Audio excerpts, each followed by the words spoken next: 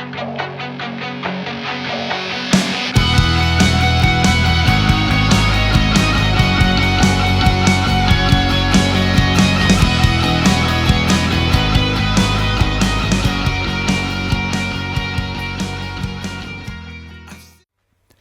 and welcome to Multi-Platinum Pro Tools. My name is Nathan Adam, and I'll be your host for the day.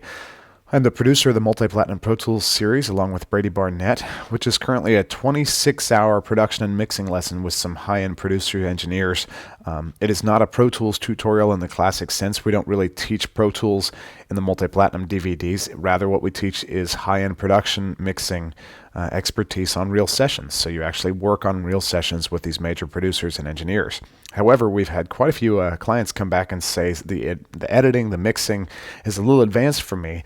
I'm new to Pro Tools, and so I need some experience kind of working my way through what does some of the modes do. I've used Pro Tools a little bit. I can get around, but at this point, they just found that most of the editing was a little advanced for them. So that's why we're making this and bringing it to you as the Pro Tools Platinum Labs.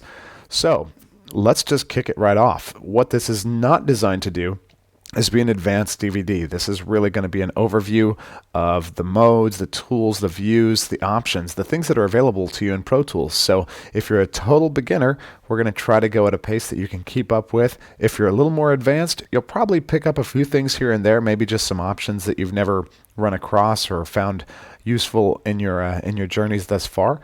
But in this case, we're going to be ready to go, and we're just going to cruise right on into Pro Tools so that you can check it out along with us. And at the end of this, you should have all of the at least basic tools necessary so that if you're somewhat familiar with editing, you should be able to move into some of the advanced pocketing, production, and mixing exercises in the Multi-Platinum University series. Of course, that can all be checked out at multiplatinumprotools.com or can be got from your local Pro Audio dealer.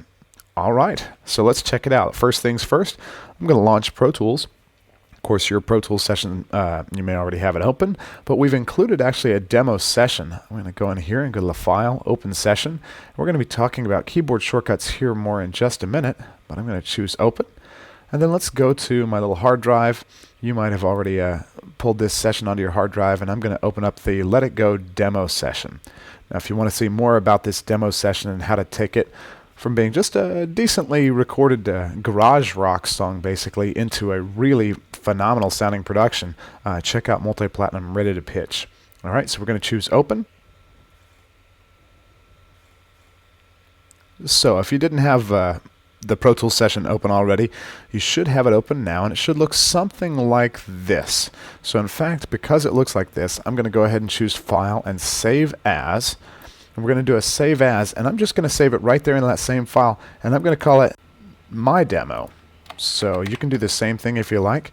And you may have noticed as I started to do that, one of the coolest features about the Multi-Platinum DVDs is this great little shortcut window that pops up here. So let's click Save real quick, and I'm going to show you exactly what we bring to the table there. So let's save it. Let's make sure we save it in the same place that we found it. So in the Let It Go folder, it's going to be saved right in there along with these others.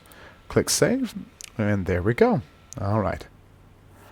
So now that we've got the Let It Go session opened and we've done a Save As so that your session should look very similar to mine, let's talk real quick about what this little modifier setup is up here. This is basically a shortcut window so that as things happen on the screen, you don't have to wonder what in the world just happened, what buttons were pressed, what things were clicked.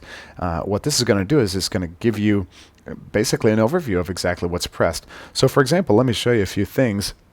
There's going to be a difference Mac to PC. So if you're operating Pro Tools on Windows or you're operating it on the Mac OS, some of the buttons are different. Fortunately, they've adopted a pretty consistent set of differences, if that makes sense. And so let me show you. If I wanted to save this session, so any changes that I make in it, if I want to save, Pro Tools actually shows me what the keyboard shortcut is for that. So one of the things that you want to do if you want to get fast at Pro Tools is learn keyboard shortcuts. But you notice they have things like this little squiggle, and then of course this up arrow and a squiggle and a letter. So really what that is it's telling us if I want to save, I need to hit the Command S on a Mac, and the Command key is the button immediately to the left of your space bar. So it's Command S on a Mac. Now the nice thing is that if you're on a PC, this symbol would mean Control. Now, if you're on a PC, they may have a completely different looking set of symbols, but in other words, when you're watching multi-platinum DVDs, if we hit Command S, you'll see it pop up like this, and that means to use the Command key on the Mac. On the PC, on your Windows version, that actually means to hit Control S. So anytime you see this symbol on a Mac, it means Command, and anytime if you're watching this video on a Windows machine, hit Control. So that would mean Control and S. Same thing goes for the Alt or Option button. So if I hold down the Option button and I hit S, you're going to see this interesting little slash symbol come up, Option S. And so on a PC, that actually also means Alt or Option S. So Option S, Command or Control S. Now, here's where it gets a little confusing, because on a Mac, we also have a control key. Doesn't do much a lot of the time. But you have a similar button like that on a PC. So if I have a shortcut that requires me to hit Control S on a Mac, it creates this little kind of unique upside down arrow. On the PC, on the Windows version, that is the Start button, or the Windows button.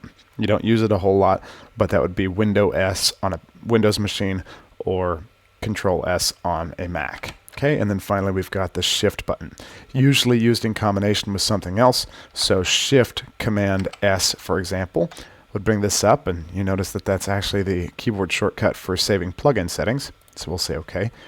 That would be Shift Control S on a Windows machine, or Shift Command S on a Mac. So Option Command Shift S would look like this. You're holding down the Alt button, holding down the Shift button, Command button, and S.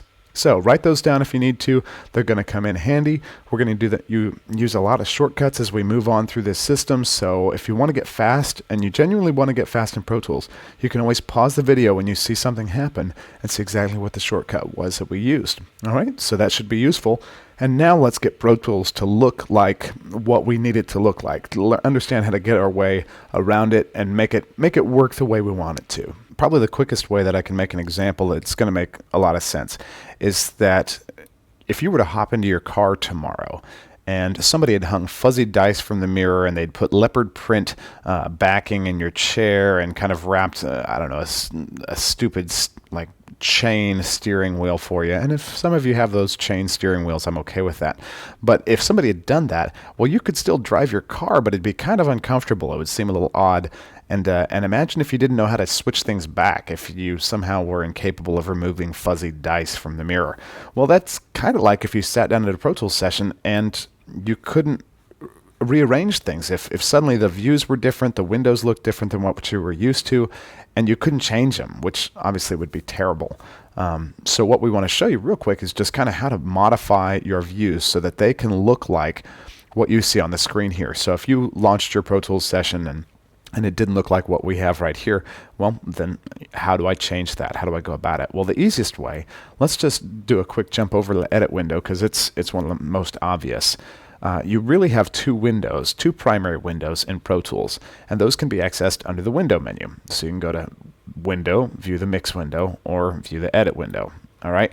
Now they show you the keyboard shortcuts there. Control equals on a PC, or Command equals on a Mac, and that'll actually toggle between them. So here you see Command equals, and it actually toggles back and forth, which is pretty cool. All right. So I'm going to toggle over. You'll never see me go up and use this again, because Command equals really makes it nice and quick. Now you see tracks in this window. You see a tracks window over here. There's some buttons and strange looking symbols up at the top. Hey, play, rewind, fast forward. That all looks familiar. And then the old regions bin. Of course, regions bin, will get a mile long the more you work with this stuff. And so the regions bin right now has just a bunch of audio bits in it, and we'll get to what those are. So for now, let's just figure out, how do I make it look the way I want to? And it's really actually easier than you would think. Number one, right here, let's just start at the right-hand side, because I like to be confusing, but this is one of those windows that, depending on what you're doing audio-wise, you're really not going to use all that much. Now, some people would beg to differ. If you're doing post-production where you need to access lots of your audio bits all the time, then it's handy to have it open. However, this regions bin, for now, at the very least, I'm going to shrink it. So as I hover my mouse, if you see it right here, I'm going to hover my mouse right between. It turns into a double arrow, click, and I'm going to drag it all the way over. So at least now it's smaller. I mean, you can drag it out and make it fill up the whole screen, but it makes it a little hard to edit. So we're going to click here. We're going to drag it all the way over to the right. So at least now it's not taking up that much space. If I wanted to hide it completely, down here at the bottom, lower right-hand corner, you see this little double arrow. You can click and it hides it out of the way. When we're really getting some serious editing done, we'll probably hide it. For the most part, if you've got a nice big, computer monitor with high resolution, you can leave it open or not, but it's quick to hide and open back up. And of course, you've got scroll bars inside that'll let you scroll back and forth. For now, I'm going to go ahead and hide it. We really don't need it open right now. Now, you can do the same thing with this other window, the tracks window, and the groups. All right, or the tracks bar, sidebar, if you would.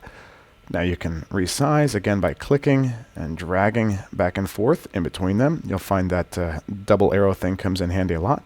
I'm just going to move them over all the way over to the side. Now, I like to have these up. We do a fair amount of hiding and unhiding tracks, and that's actually what this window is.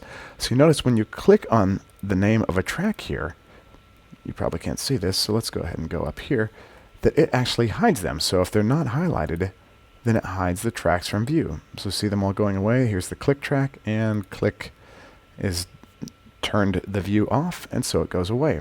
Or you can quickly come back, and you see your arrow is going to turn into a little cursor here, little crosshairs basically. I'm going to click, and I'm going to drag over all the tracks I want to view, and boom, they all reappear. Okay? Now, that is, that's going to be similar to the regions list in that you can hide this whole thing with this double arrow down at the bottom. So if we click on that, it'll hide it and allow us to just see our window right here. Or we can click on it and bring it back out. I'm going to go ahead and leave it out. You do whatever you're most comfortable with. All right. So now that we've got this window kind of set up, let's look at just a few more things you can do that will make your windows look different. And of course, they tried to make it obvious in Pro Tools 7.4, actually 7.0, by rearranging some of the menus. So if you're watching this on Pro Tools 6, you're not quite up to date on how they've arranged the menus. But one of the things they did was put a lot of view-related stuff under a view menu. So you can view narrow mix windows, but under each one of these, you can actually say, I would like to view specific things in the mix window, view specific things in the edit window. So of course the key is, right now we're in the edit window, so here are all the things that we can either turn on with a check or turn off. So for example, if we said none, then you notice our window changes actually quite a bit. So it only shows the name of the track, it shows the solo, the mute buttons, it shows the track itself. But we can go back up to our view and say the edit window should also show, for example, inserts or plugins. And by doing that, the inserts column pops up. We can say go to view, edit window should show, how about the inputs and the outputs? And by doing that, it brings up the inputs and the outputs. So if your Pro Tools window shows any columns that mine doesn't, or it doesn't show some that it should, you can find that under your view menu. All right, so if you want to view track color, we'll be getting into coloring tracks later. But again, in your mix window, same thing. If we hold down that Apple equals or control equals on a PC, you can go to view, mix window, and you can say it should definitely see plugins, sends A through E, maybe turn off these sends F through J. So view, mix window does not see sends F through J, and that actually fits the whole Pro Tools window to your screen. So it gives you some flexibility in terms of changing it, but pretty much everything is going to be under this view, mix window, or edit window. And then of course we'll look at rulers and stuff as well. So I'm just going to close that mix window for a second. I do like to view my inserts and I/O depending on what I'm doing. Tracking, you're going to view certain things when you're mixing, when you're editing. Depending on what part of the production process you're in, you're actually going to use different things in your windows.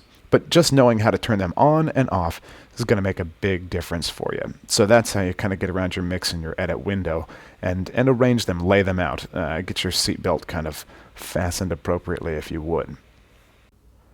Now, one other thing to consider in terms of setting up your Pro Tools views and making sure that your screen looks like mine does, or like any tutorial, or just being able to make it look the way you want it to, is that your tracks can be, of course, arranged differently, and they can be arranged in different orders and also different sizes.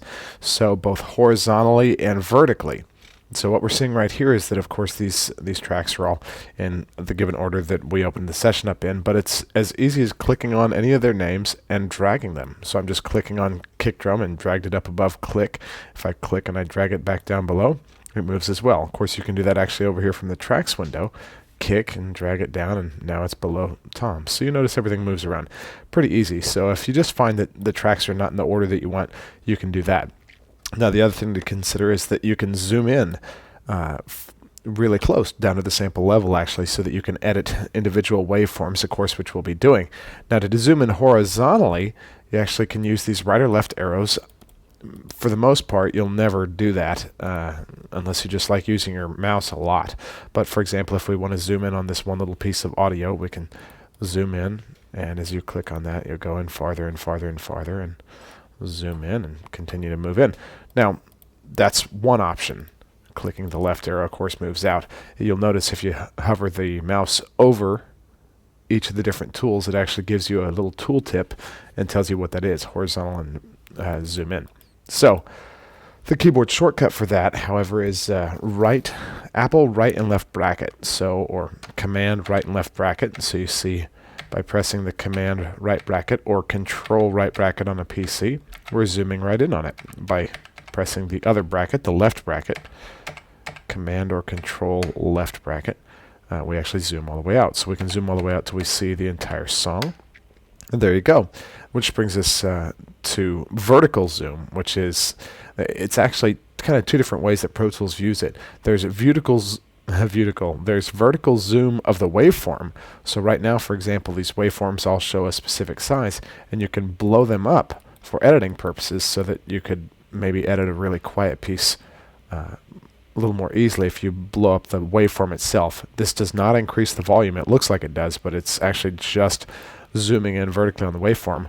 Or the way a lot of us think of it is a bigger track height, which can be done a number of ways too. You can just either click on this ruler between the tracks, the names and the I/O, and then the regions themselves. We click on that, we can choose large, we can choose micro. This is one of the newer features in the newer versions of Pro Tools, is that you can actually blow it up and fit it to window. And so you can adjust that accordingly. If you want to adjust it just independently of the sizes that Pro Tools gives you, you can actually hover your mouse right between them, and you see it turns into an up and down arrow. So by clicking there, we can actually scale it up or down to any size that suits our fancy. Which brings us to one of our cool shortcuts that we should address real quick, and that is the All button. I like to call it the All button because it's actually the Alt button. And when you use the Alt button on your keyboard in Pro Tools, what that does is it actually affects all tracks. So if we want to scroll up and see all tracks, and we want to blow them all up to a specific size, for example, we want to blow them all up to medium, we can actually hold the Alt button, hereafter referred to as the All button, on our keyboard. Holding that down, it's Alt on the Mac and Alt on the PC. I'm going to click here and choose large, and you'll notice they all instantly, I'm just going to scroll down with my scroll wheel on my mouse, and they all blow up to large. If I want to make them all micro, I hold down the Alt before clicking, I hold down the All button, go to micro, and bam, everybody's instantly shrunk down to micro. So that allows us to change our track sizes so we can view each track at whatever height we want, make it nice and big. We can zoom in really far using that right and left arrow brackets, so you'll see us use that quite a bit. And then, of course, there's other ways of zooming in and out as well. If you want to, for example, just blow up all tracks, click on the timeline ruler, so up here in your bars and beats, and you'll notice the timeline stretches down across all the tracks. Now, the Control key on the Mac, probably the Start button on the PC, up and down arrow will actually blow up and down selected tracks. So if we notice as I'm pressing the Control up arrow on the Mac, or probably Start up arrow on the PC, and you notice all of them are cycling up to the next size. So a quick way of fitting everybody back on the screen, Control up and down arrow, and that zooms in. Then, of course, Command, or on the Mac, Control on the PC, right and left bracket, zooms us out. Now, if you are using a scroll-wheeled mouse, this is one of the coolest things. If you have a mouse with a right click and left click and a scroll wheel, you can actually, if you blow these things up, you can hold down the Alt button, and when you scroll up, you notice it's zooming in. When you scroll down, it zooms all the way out pretty quickly too. So you notice we zoomed all the way out, and we can see a lot of time here on the ruler. So if we zoom back in, that's just holding down the Alt button or the Option button and using the scroll wheel up and down. Now, the other great thing is if you hold down the Shift button, you'll notice that it now actually moves you through the song. There's the end of the song, and if we want to move earlier, that scroll up and down is moving us earlier. So having a mouse with a scroll wheel, Mac or PC, is really handy in Pro Tools. It gives you some cool functionality. If you hold down both the Alt and the Shift button, you'll notice that's actually your vertical zoom.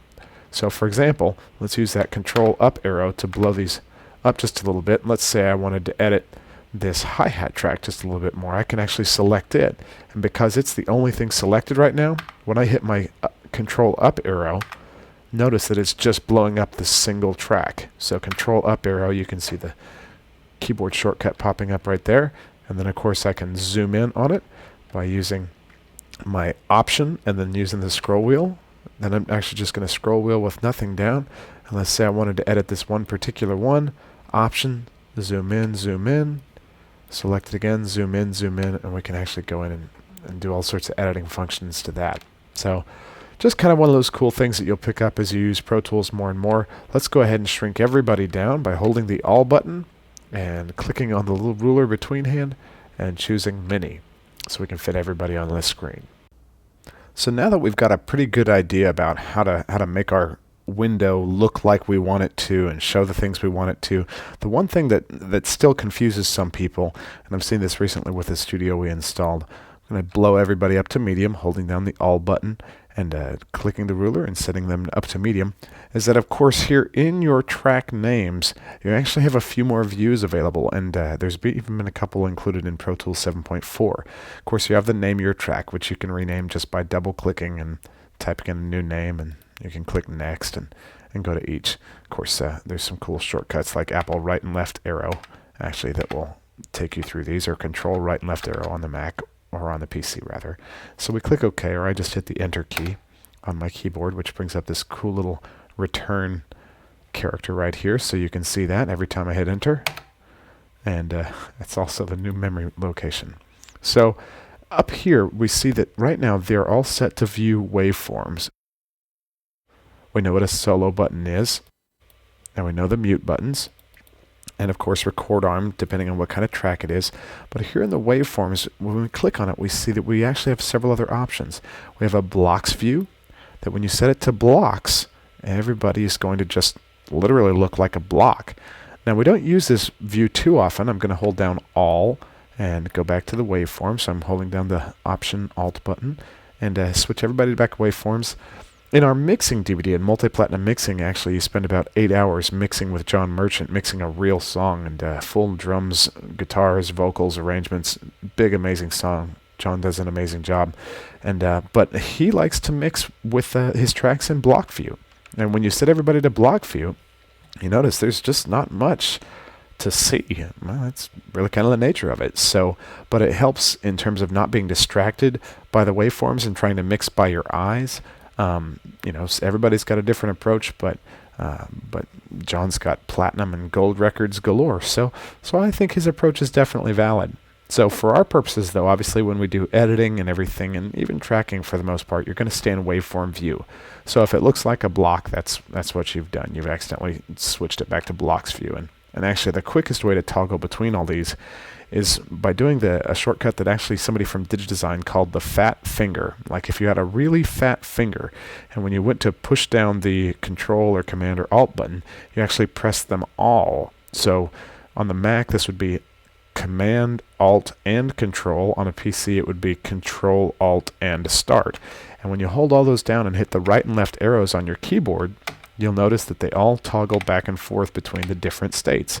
So all the way to the left is blocks, and then assuming we're not using elastic time, you've got waveform after that. And then if we hit right one more time, you see we've got Control, Alt, Command, right arrow, or Control, Alt, Start, right arrow on a PC.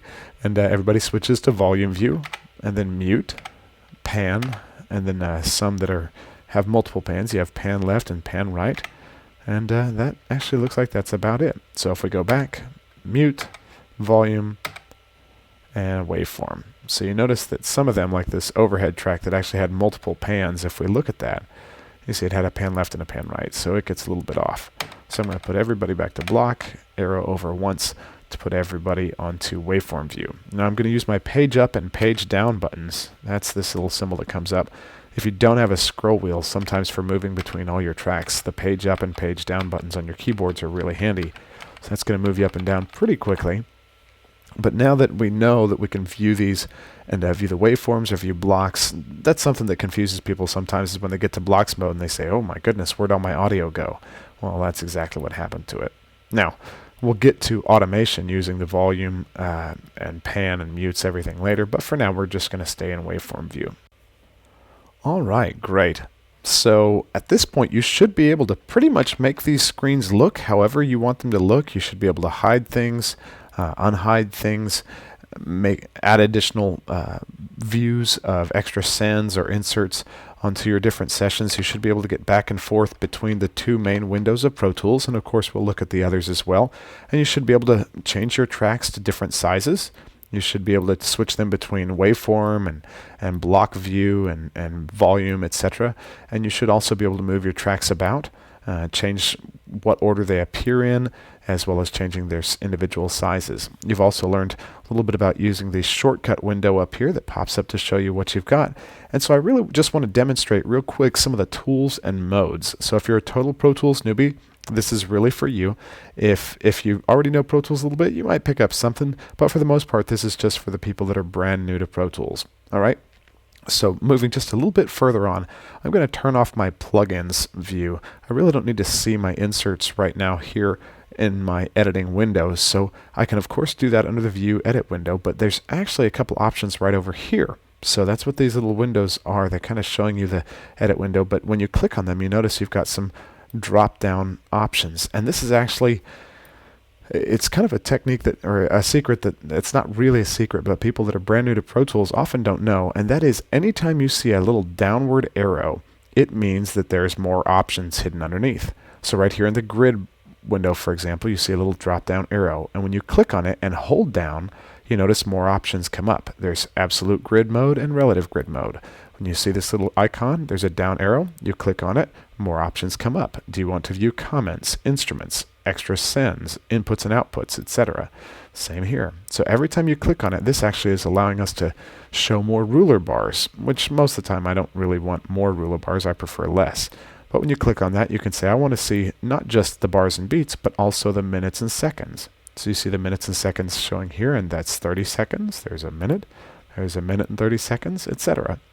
So depending on whether you're working on a song that's primarily charted out in bars and beats, or you're just recording something not to a click and you want to show minutes and seconds, if you're not viewing the tempo, for example, if you're not creating a tempo map for the song to change over time, you can go and hide that. It's as simple as clicking on this and saying, no, I don't want to view the tempo ruler right now. So turning that ruler off. But of course, markers, I do like to keep my markers on most of the time. So of course, you can turn them all on, and that just takes up far too much of your screen, or you can click and go and set them all to none. Takes up a lot less of your screen, and you can choose just which ones you want to see. I want to view minutes and seconds, and then I also want to view markers. So for me, bars and beats, minutes and seconds, and markers, that's typically going to be enough in terms of setting my screen up so that I can know where I'm at. And of course, to negotiate around Pro Tools, you can use your typical transport control. You can hit play. Stop obviously works. Fast forward and rewind right here in the middle. And so if you're used to a kind of a classic transport, you notice that moves your timeline right here. And then if you hover over again, this tells you right now that this is a go to end. So when you click on that, it actually takes you to the end of the last region in the session. Now you may be wondering what the heck this is, why this is here at the end. And if you watch Ready to Pitch, you'll actually see how he uses samples from each of these to build a bigger, more amazing sounding drum kit. So let's zoom out just a little bit using the old scroll wheel trick, holding down Alt and scrolling back, and then jump back to the beginning with this. Then I'm going to zoom in. All right, and so we learn we can use our return to beginning, which actually the keyboard shortcut, a lot of people ask this. They say, you know, I'm here in the middle of the song and I want to rewind to the beginning of the song real quick. How does that happen? Well, the fastest way is the return key on your keyboard. So just like a carriage return. So the one below the delete key in with the main group of QWERTY keys. So you notice right now my timeline is right there. My main time ruler shows me that I'm starting at bar 53, beat 3, 480 ticks. If I hit return, notice that it returns all the way to the beginning of the session. So that is a handy thing if you're ever just at the top of the song, or you're ever any place but the top of the song and you want to return to the middle, click. Otherwise, if you want to jump to a specific part in the song really quickly, you can simply click in the ruler and notice your timeline will update. So now if I wanted to hear this part, I can click right here and hit play. Boy, you're not alone. Very good. If I want to click back here and listen to this part. And of course you can fast forward and rewind. Now there are keyboard shortcuts we'll get to with all these things as well, but you're probably a little overloaded right now. Now, one thing I do want to show you, because as a Pro Tools editor, this is going to be one of those preferences that you absolutely must know exists. One of those preferences, and that is that I want to link my edit selection and my timeline selection. That option is actually located right here. And you see it, it says, when you hover over it, it says link, timeline, and edit selection. It's also located up here under your options menu, where you have link, timeline, and edit selection. And here's what that is. When you select something, let's say I think I want to edit this part, and I select it, and then I go ahead and I zoom in on it. So using that Apple right and left bracket, we zoom in. When I hit play now, you'll notice my timeline is set to my edit selection. So often when I'm going to select a piece and I want to edit it, I want to be able to just select it, hit play, and listen to it really quickly. Let it go. All right, so that's good. If I have that turned off, watch what happens. I'm going to go and turn off link, timeline, and edit selection. So now my edit selection, notice here's my timeline, what's going to play. If I select a new edit selection over here, notice I selected this, but the timeline is still over here. So when I hit play, it's not going to play my edit selection. It's actually going to, the timeline's going to play over here, so watch. Let it go. So I could actually edit independently of what we're listening to. So if I'm going through and let's say I want to delete some stuff, you know, right here, but I want to just keep listening through to this section, well, I can still set my edit or my timeline right here by clicking in the ruler, and I can hit play. I know you won't answer your phone. And I can still go in and edit other places and have the timeline just do its own thing. It's completely independent. Now, of course, let's undo that.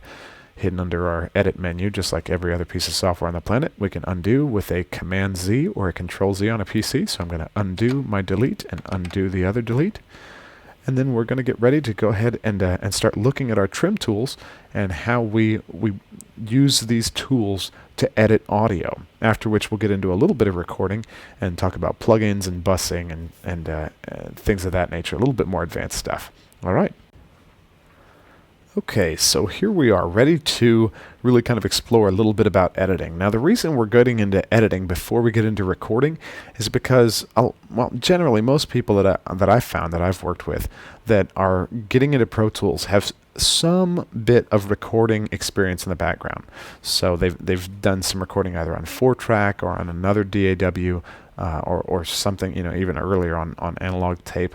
And so they have a good concept of the idea of getting a source and plugging it into a preamp and bringing it into a recording system and recording onto a track. So for the most part, they have some experience with that. But it's the whole Pro Tools world, what all these buttons and everything do and what the editing options are that people just aren't familiar with. And so we're going to go through that because that's really what can trip people up the most. We're going to go through that with some existing tracks, and then we'll show you some recording basics as well. So for now, let's go ahead and turn back on that option to link, timeline, and edit selection. Fair enough. So now when I select a little piece of audio, you'll notice my timeline is also selected, and so it will play this piece. Beautiful. So now let's zoom out just a little bit, Apple right and left bracket, and I'm going to hit return to jump back to the top of the song. And let's just look for some little piece of audio that we can adjust. Now holding the Alt key, switching down, making them all smaller. As we zoom in here, let's say one thing we might want to do is we want to clean up the front part of this song. So if I hit play now, you'll notice that everything starts to play here a little bit earlier. But of course, this click track is muted, so we're not hearing it. If it was unmuted, you can hear the click playing along. And these are basically, if you're really new to the world of digital audio recording in a computer, these are just waveform representations of your audio. I'm probably not going to spend much time talking about that. But in terms of basic editing, most DAWs have the same functionality, similar tool sets right now. So let's just look at how Pro Tools is set up. And that is, I'm going to real quickly view my drums. Let's go ahead and clean up all the stuff here from the front of the drums. And the way I'm going to do that actually is I'm going to create a drum group. So I'm going to select our kick drum. Notice it's just as simple as clicking on the kick drum. And then I'm going to come down here to my overheads. Actually, there's my room mic as well. So I've got all these different mics, and I'm going to hold down the shift button. So when I hold down the shift button and then click, you'll notice that all tracks are selected in between. If you're a PC guy from way back, or even on the Mac, that's not uncommon if you select the first thing in a list and then you hold shift and select the last thing for it to select everything in between. Now you notice we've actually already got a drum group made down here. I'm going to delete it. Just, again, using that little down arrow tip. Anything with a down arrow is usually hiding something. So group list pop-up, if I click on that and click delete active group, it says you can't undo that. Are you sure you want to delete it? Yes, because I'm just about to make one. So I click my kick, shift click my room, it's selected them all, and now I'm going to make a group. Now this is one of those easy shortcuts to remember. It's Command G on a Mac, Control G on a PC. So you see that pop right up right there, and we can click create group.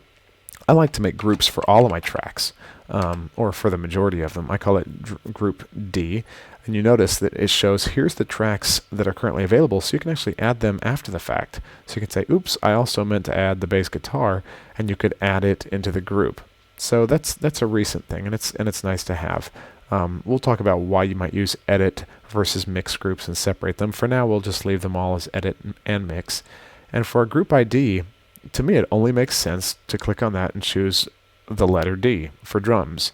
And you'll see why a little bit later, because basically then we can tap D and activate or deactivate our group. So now our drum group is going to have the letter D with all of these tracks assigned to it. Beautiful. And you can choose some different things for links. We're going to leave it on mutes and solos for now. We'll deal with the rest of these later. All right, so I'm going to hit just the enter key on my keyboard, and you can see I have a drum group made. So now you'll notice when I solo a drum, that it actually solos all the drums. If I mute them, they all mute. Beautiful. It also means that when I go to edit any of them, they all get edited together. So when I click and I select and I delete, voila. So let's undo. Command Z, Control Z on a PC. And I'm going to blow these all up so that we can show you some quick and basic editing. So again, I'm going to just real quickly click on this, drag them up to medium, and we can see it all right here.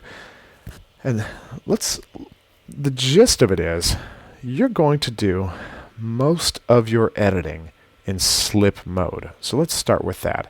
Accessible by pressing F2. Slip comes up. Actually, it's one of those little tips that a lot of people never learn.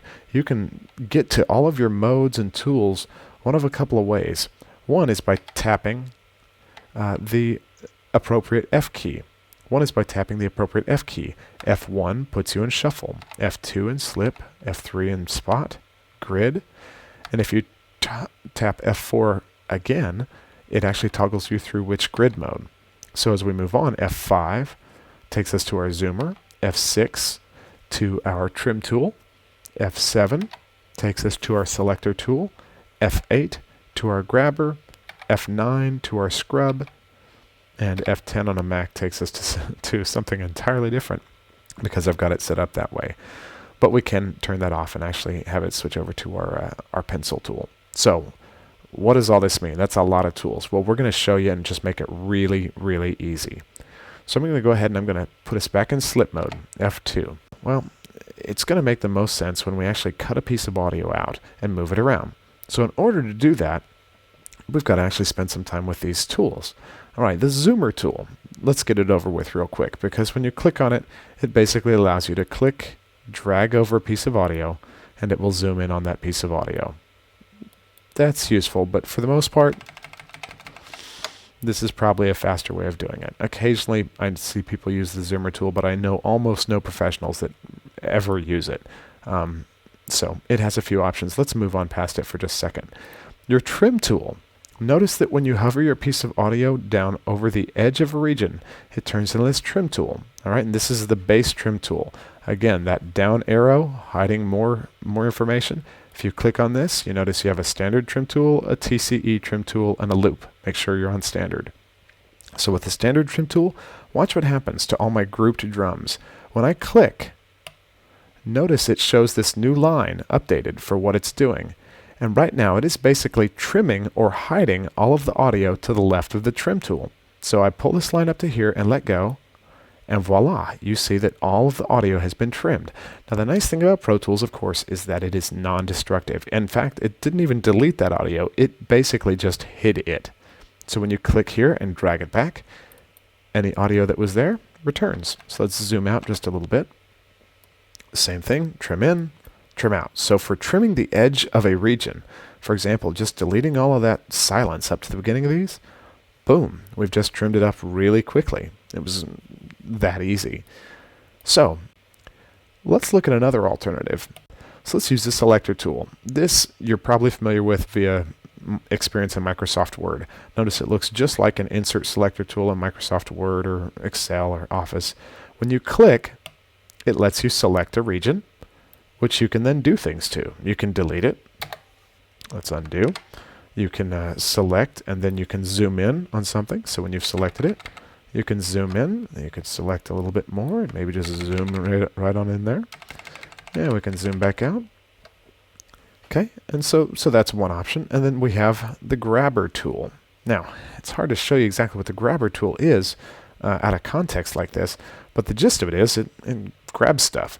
So if we zoom out far enough to see all of our drum regions, and we actually click the grabber tool, notice when we click, all of those regions, all of that time are selected because they're in a group.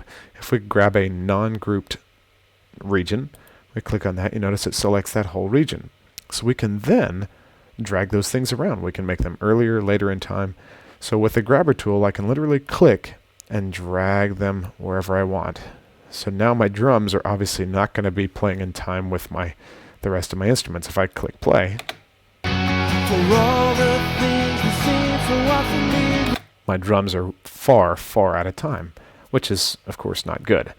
So the reason I was able to move them so freely, so carelessly, let's undo, is because we are in slip mode.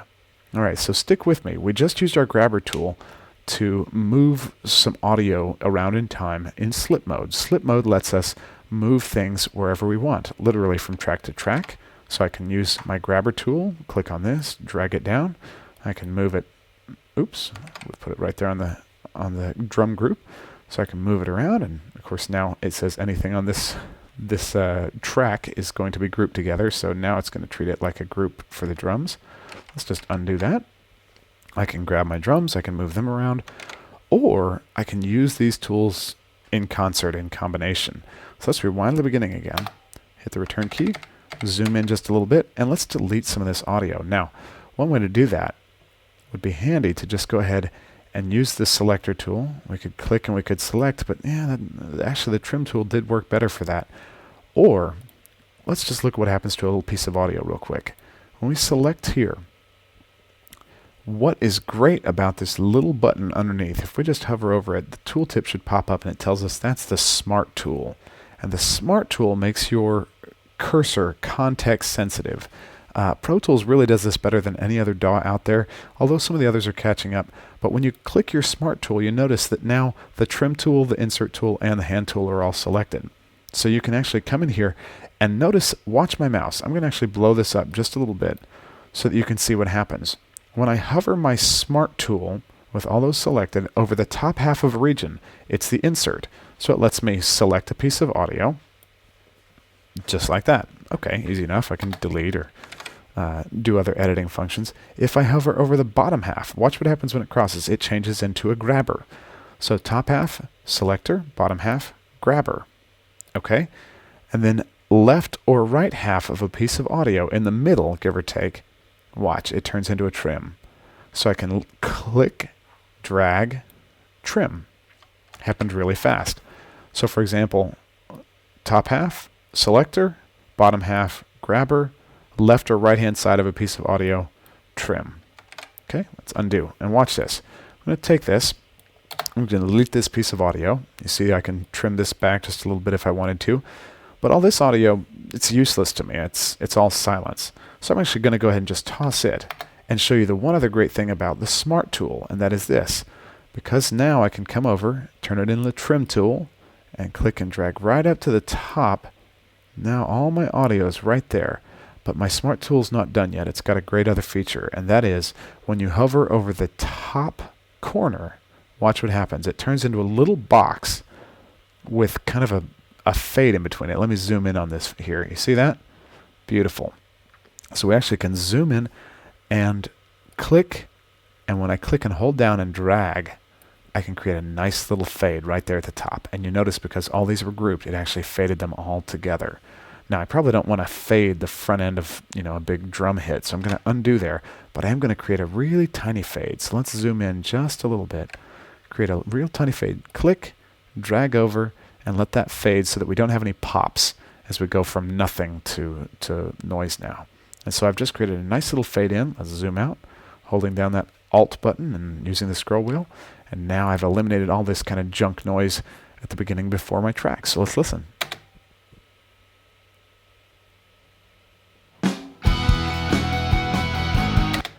Now, of course, the track doesn't have a lot of impact, especially there at the beginning, before it's mixed. This is a completely unmixed, rough cut of tracks. So, but we did just make a nice little difference. So that is just a quick overview of your basic trim, insert, and grabber tool. Okay, and then of course the Smart tool in context. And we're going to be spending a little more time with these, but I want to show you a few more things as well. Okay, so we have seen what the Smart tool does and slip mode, etc. So what I'm going to do is just real quick, I'm going to make those drums smaller. And we're going to look for just a little piece of audio. Let me blow this up just a little bit. I'm going to blow up maybe the bass guitar. Yeah, okay, looks like we've got an acoustic, we've got a bass. And I'm going to shrink the waveform. Of course, I can do that here with this button. Use the zoom waveform button, the audio zoom in or zoom out. And of course, we know we can use the shift and option to zoom way in or zoom way out. So I like it in a nice medium view. And let's go ahead and blow this up, fit to window. So let's listen to just a little piece of this. I'm going to select in here and hit play.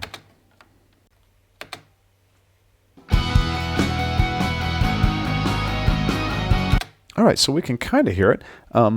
One of the things I like about actually having my I/O showing up here on my edit window is that I have access to my volume and my pan directly, so I don't have to flip over to my mix window.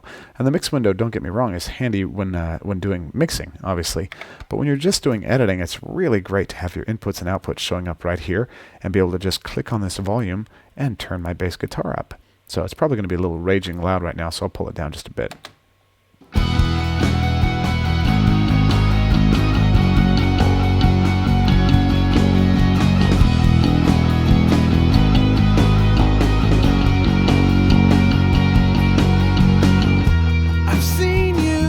All right, so we get to a little part here at the first chorus, and I want to show you the joy, the absolute bliss of memory locations in Pro Tools, and that is this. The lower right-hand corner of your keyboard has your Enter key, usually with the numeric keypad, and that is your memory locations creator. And so as we just take a brief look at memory locations here, this obviously is the top of our song, and we can hit play, and we're going to hit Enter. Watch, I'll go ahead and hit it now. And it should pop up a new memory location window. So we can have several different types of memory locations, markers, selections, etc. And we'll get to some of the more advanced uses of those later. But for now, we're going to go with markers. So I'm going to click Cancel because I don't want it right there. I want it actually right here at the top of the song. So I'm going to hit play.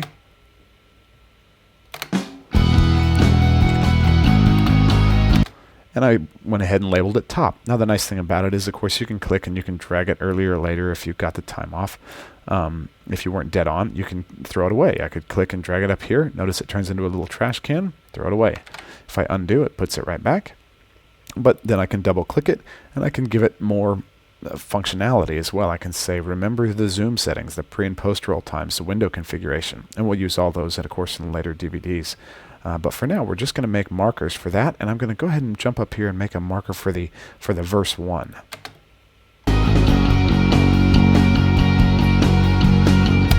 I've seen you hit rock bottom. So there's verse 1, and what we're going to do is some copy and pasting with this bass guitar. Performance is fine. Could use maybe a little bit of tightening up, but really it sounds good. Tone is okay. And we're going to copy and paste this bar over the next bar. So watch what happens. I've seen you hit rock bottom. You seem to worry about everything. Now, it's the same thing, but let's say we like the performance on this part just a little bit better. Well, here's what we're going to do. I'm going to select this, and we're going to use these other tools to show you a few things. Right now, we've selected right there. We've selected our memory location, and I'm going to zoom in using the Apple right and left bracket, and we can actually see the transient of this bass guitar right there at the downbeat. Bow. And that's where he's hitting it. So we've got a little bit of fret noise, a little bit of finger pluck right before the note comes in. But that's basically what we're seeing. And I'm going to use a command to separate the region. So this big audio file that we've been looking at is just one gigantic region, one massive audio recording. And so we're going to actually separate it out, because that's really one of the main things about editing. You can think of every piece, every fraction of every piece of the audio in this recording as just like a word or a sentence or a letter typed in your Office document. It's able to be cut, copied, pasted, moved around, stretched, rearranged, everything. It's all up to you. Now, how it gets treated is a function of the modes and what tools you use. And so that's what we're going to look at right now. So we're going to zoom back in, and we're going to look for the loop. So right now I'm going to actually cut this right here on this edit point. So I've set my timeline selector using my insert tool, set my timeline right in there, and I'm going to go into edit, separate region at selection. Now that's there. It tells me it's Command E or Control E on the PC, and Command E, bam. And you notice what happened. It just made this into two regions. Now when I use my grabber tool to select something, this is considered a separate region than this. Now to quickly reiterate, if I selected this and deleted it, it's okay because all the audio is still there. If I use my trim tool to get it back using the Smart Tool trim tool, you see it's all still there. It was just hidden. But by separating the region, I can treat it as independent pieces of audio, even though in fact it's all still one buried in the computer somewhere. So I'm going to cut this loop out using my insert tool. I'm going to zoom in, and let's try to listen here. I've seen you hit rock bottom. There we go, and I'm going to drop in my insert tool right there. Again, over the top half, I can't use my grabber. I'm going to Apple E to create a cut. I'm going to select this, and frankly, I'm just going to, you could copy and paste it, or I can duplicate it. Now, the challenge is, if I copy and paste it, if I choose copy, then I've got to kind of somehow get in here and get my edit point right back to here. But you notice with the Smart tool, it doesn't really want to let me do that. I could just go use my insert tool, and I could select there, and then I could paste, and that would work. It's not ideal, but it would work. Other solution would be to use my Smart tool, select this, and duplicate. So Apple D.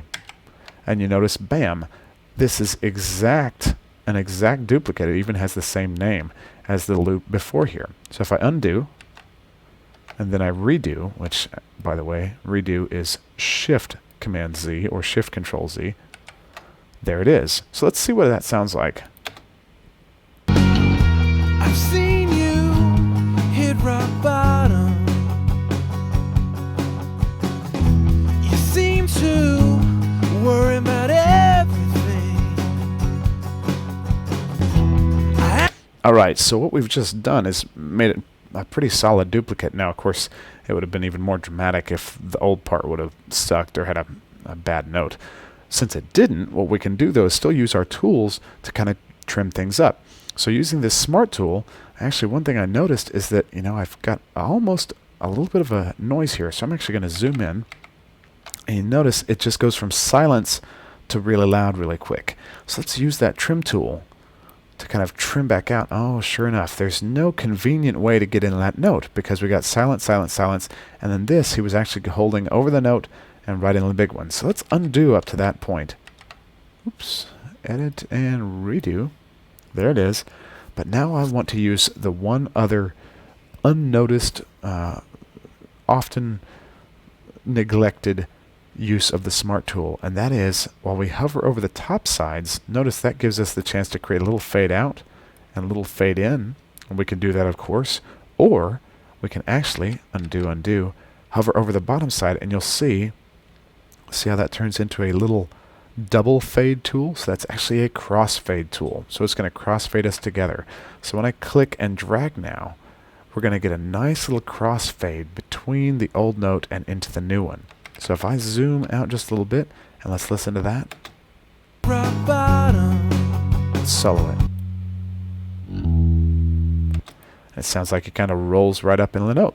Works okay. Rock bottom. You see, And of course, we're going to definitely need some sort of crossfade over here in this on this note because it's definitely audible. If we solo, you can definitely hear it. You hear the click and pop there at the end. So of course we should first clean up our edit. So I'm going to zoom in just a little bit.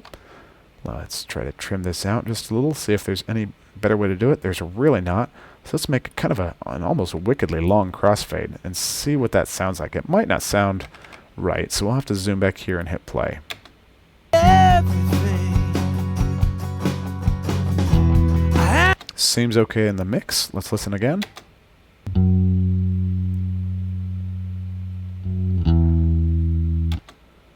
Just sounds like he plays that note just a little quieter. It works reasonably enough, and when you're brand new to editing, that's probably going to be about as good as you can hope for. Now, we actually do go into some pretty advanced bass guitar pocketing in the track editing DVD. We spent about 5 hours going through and micro editing each and every note of the drums, bass, guitars, vocals, and so it's actually a process called pocketing that most people don't realize happens on every major record, from rock to pop to hip hop to country. All those records literally get edited, every single note, to fit exactly together. It's pretty amazing, pretty time intensive. I've never seen it anywhere else except for these really high-end pros like Brady Barnett. So check those DVDs out when you feel like you're ready to get into some advanced editing. Alright, so we've seen how that works. And we've got basically a couple of loops, and we've been able to do some just quick editing, copy and paste, a little duplication, and actually paste over maybe a suboptimal bass guitar part. So it's time to move on to a few more of the modes and some of these other alternate tools and the variations possible with them. I should mention one last thing here while we're on the subject of fades and crossfades, and that is that using the crossfade tool is not the only way to do this. Let's actually zoom back in here on one of our little crossfades. If you wish, if you don't like, or if for whatever reason the crossfade doesn't work the way that you've drawn it, of course you can select the crossfade. It's actually referencing a whole separate little fade file that Pro Tools generated. Select it with your grabber and click delete, and then you could, redraw it a different way or a different length. Or if you like the way the crossfade is, or about the right timing, but you want to adjust the slopes. So in classical music, you have to use this all the time, but you just want to change your crossfade. Use your grabber tool and double click, and the fades box is actually gonna pop up, and you have the option to choose a separate out shape from the in shape. And you can do this with either predefined curves. You can use S curves. You can go to each box and actually say, I want the out shape to be a logarithmic curve out, and the in shape to be a logarithmic in.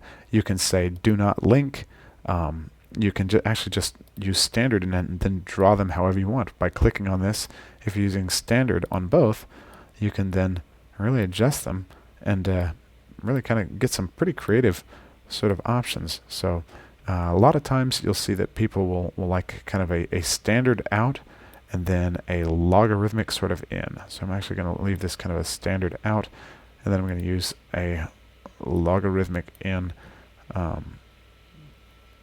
Standard out, no link, and yeah, so something like that.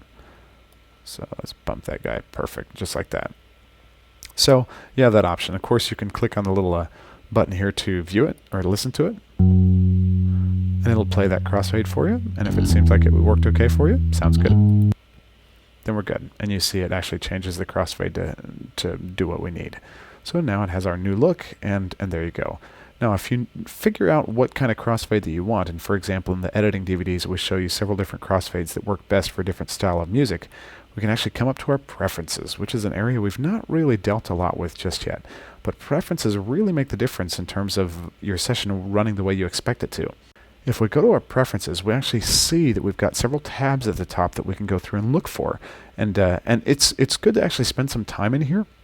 And because there's some things that'll just become obvious over time. So for example, if you're in the edit window and you are using grid mode, sometimes it'll show the grids, sometimes it won't. Why won't it? Well, maybe you accidentally turned off the draw grids or draw waveforms or recompute invalid waveforms. Some of the things that you'll have like editing and operation allow you to set things like the default fade in or the default fade out. So for example, our default crossfade right now was just set to a standard. So it was just linear out, linear in. Whereas you can, if you wish, set a linear out and then a logarithmic in. If you set no link, you can go to standard. So you've got a linear out and logarithmic in. And when editing, especially when editing pop music with drums and guitars, this actually ends up being a great default crossfade shape. And of course, we can always change it like we just saw earlier. So choosing that, and of course, fade in, fade out, we leave it linear a lot of the time. Some producers, some engineers really kind of have, solid preferences on what kind of fades they want. And really the best thing is to just go with whatever they feel. So maybe they know their music and their musician better than you do. In all likelihood, they know it better than you do. And so you should really just go with whatever your producer says. In this case, though, listen, let your ears guide you. All right, so we'll look at a few more of these a little bit later. We've got some different options that are going to apply as we come across them. So there we go. We've created some different fades. We've adjusted fades we've already put in. We've deleted and recreated fades. And we're ready to move on to the other tools. Okay, so it's time to take just a little bit more in-depth look at what some of our other editing tool options are. And then, of course, how they interact with modes. The quickest and easiest way to do this is by showing you actually just a few pieces of audio. Let's go ahead and make all of our tracks micro so that we can see everything on the screen. Let's zoom out just a little bit so we can see all these. And then actually maybe just do just a little bit of rearranging, maybe a couple of loops, etc. So we've got, let's see, where are those vocals? We've got an edge, and it looks like this is a vocal. Let's blow him up just a little bit. Sure enough, it is. So let's go ahead and choose Fit to Window. Beautiful. So there it is, and we can actually select this and listen. I've seen you hit rock bottom. Now, having listened to that little piece of audio, we can zoom in, and let me show you just a few more of the pieces that you can get. Now, first thing I want to show is just having listened to that little piece of audio. We know we've got a vocal here, we've got all sorts of different pieces. Of course, we have some silence in between the parts, and one of the things a lot of times we'd like to do is go ahead and strip that out. And for some reason, a lot of people have never heard of strip silence, which is actually accessed by hitting Apple U or Command U, Control U on a PC. And by doing that, it brings it up, and there it is. So actually, if you toggle it, you'll notice that it flashes. If I hit Command U, you'll see up here the edit window flashes. When you do a shortcut, it actually flashes whichever menu you access that with. So when I open it, you see if you go to Edit, sure enough, there is going to be a strip silence in here somewhere. Bada bing. Strip silence. So there it is. And when you bring that up, notice that it starts to draw little squares, little rectangles around all the audio bits. That's determined by your threshold. So it's basically saying anything louder than -48 should not be stripped. Anything quieter than -48 should be stripped. So we can raise that if we want. As we start to raise it, you'll notice it starts to cut off the ends of words because those fall below the threshold. So it cuts off the breaths at the beginning of a sound or of a line and the breaths and fades at the end. So we got to be careful with that. However, one of the things that we may do as we pull that back down just a little bit, is we can say, well, minimum strip duration. We're not going to have any vocalization that's less than half a second, which is 500 milliseconds. Let's say we're probably not going to have anything less than 1 second, so you don't have to worry about it. If it's less than a second, it would be a cough or a grunt. And then we can pad the beginning and end, because you'll notice a lot of times we really do want to keep those breaths at the beginning and end of a line, because that's what makes it human. It makes it feel right. So we can actually pad the beginnings. As I click this and drag, notice it adds time to the beginning of every region. And I like to usually add at least a half second, give or take, so 700 to 800 milliseconds. Let your eyes kind of guide you here, and then of course your ears. And a lot of times I'll go ahead and add at least a half second or so to the end, because I don't want it to cut off those breaths at the end. So I'm actually going to pull it out until I see that, catch the whole breath, and not strip that out. And I can probably trim up this beginning. Notice I might still be trimming something there. And again, this is non-destructive. It's not going to, destroy the audio, but when I select that, I can go through and now click strip. And it actually goes ahead and separates the whole vocal out into individual regions for me. So if I use this option button, I can zoom in, zoom out, and actually see that it's done a lot of editing for me. Little pieces like this I can do by hand, or I can select it with strip silence selected, lower that region start pad, lower the end pad, and then raise that threshold, and bam, you notice it starts to go in and chop out pieces. So I don't really want to do that. I'm just going to close strip silence and clean those up by hand. So, but now I have little pieces of audio that are ready to go. I'm going to add some little crossfades, beginning and end of each one. There we go. And just using the little fade tool so we can get in and out of each one gracefully. Let's zoom in. I've seen you hit rock bottom. Beautiful. So that works. Now let's look at what these different tools do. I'm actually going to separate this little guy and use my trim tool and do that same thing here and show you a cool little quick way of getting some fades. Of course, we can always do it that way, or if you just wanted to select this piece of audio and do a little fade, you can hit Apple F or Command F, Control F on the PC, set your fade type, and click OK. So it makes a nice little fade for me. And of course, we can actually do that across batches. If we had bunches of bits of audio here, we can actually go through, select them all, Apple F. This is going to try to crossfade them all together. I don't want to do that right now, but we'll get into that with some advanced editing. So here's my pieces of audio. Watch what happens. Using the Smart tool, let's see what we've got. With our vocal, I've seen you hit rock bottom. we can do some kind of really crazy things. Let's zoom in here on our bottom. Zoom in on our bottom. Bottom. And we could actually select this Bottom. and select just this piece of audio. Let's separate it using Apple E. Bottom. I'm actually going to undo that and select just a little bit farther. Click and drag, or I could have used, if you find that you've selected a piece and you didn't quite select far enough, hold down the shift button and click a little bit farther. Bottom. All right, that works pretty good. Shift and drag a little bit farther. And I'm going to change this. I'm going to switch this over to the loop tool. So by switching to the loop tool, you'll see what I can do. When I hit Apple E, that separates that little region out. And the loop tool is just going to loop, create an unending loop of the piece of audio I have selected. So let me undo that so you can see it again. I've separated this. It's its own piece of audio. I've got my loop tool, which has a cool little arrow in the middle. I click and I drag out, and let's see what happens. I've seen you hit rock bottom, bottom, bottom, bottom, bottom. Now, of course, that doesn't make any sense musically, and it sounds terrible, but it's a really quick example of how to make a loop. Now, of course, we could do that with a guitar part or anything else, and that would make more musical sense. But we probably wanted to kind of just manipulate this a little bit more. Let's say on bottom doesn't quite work.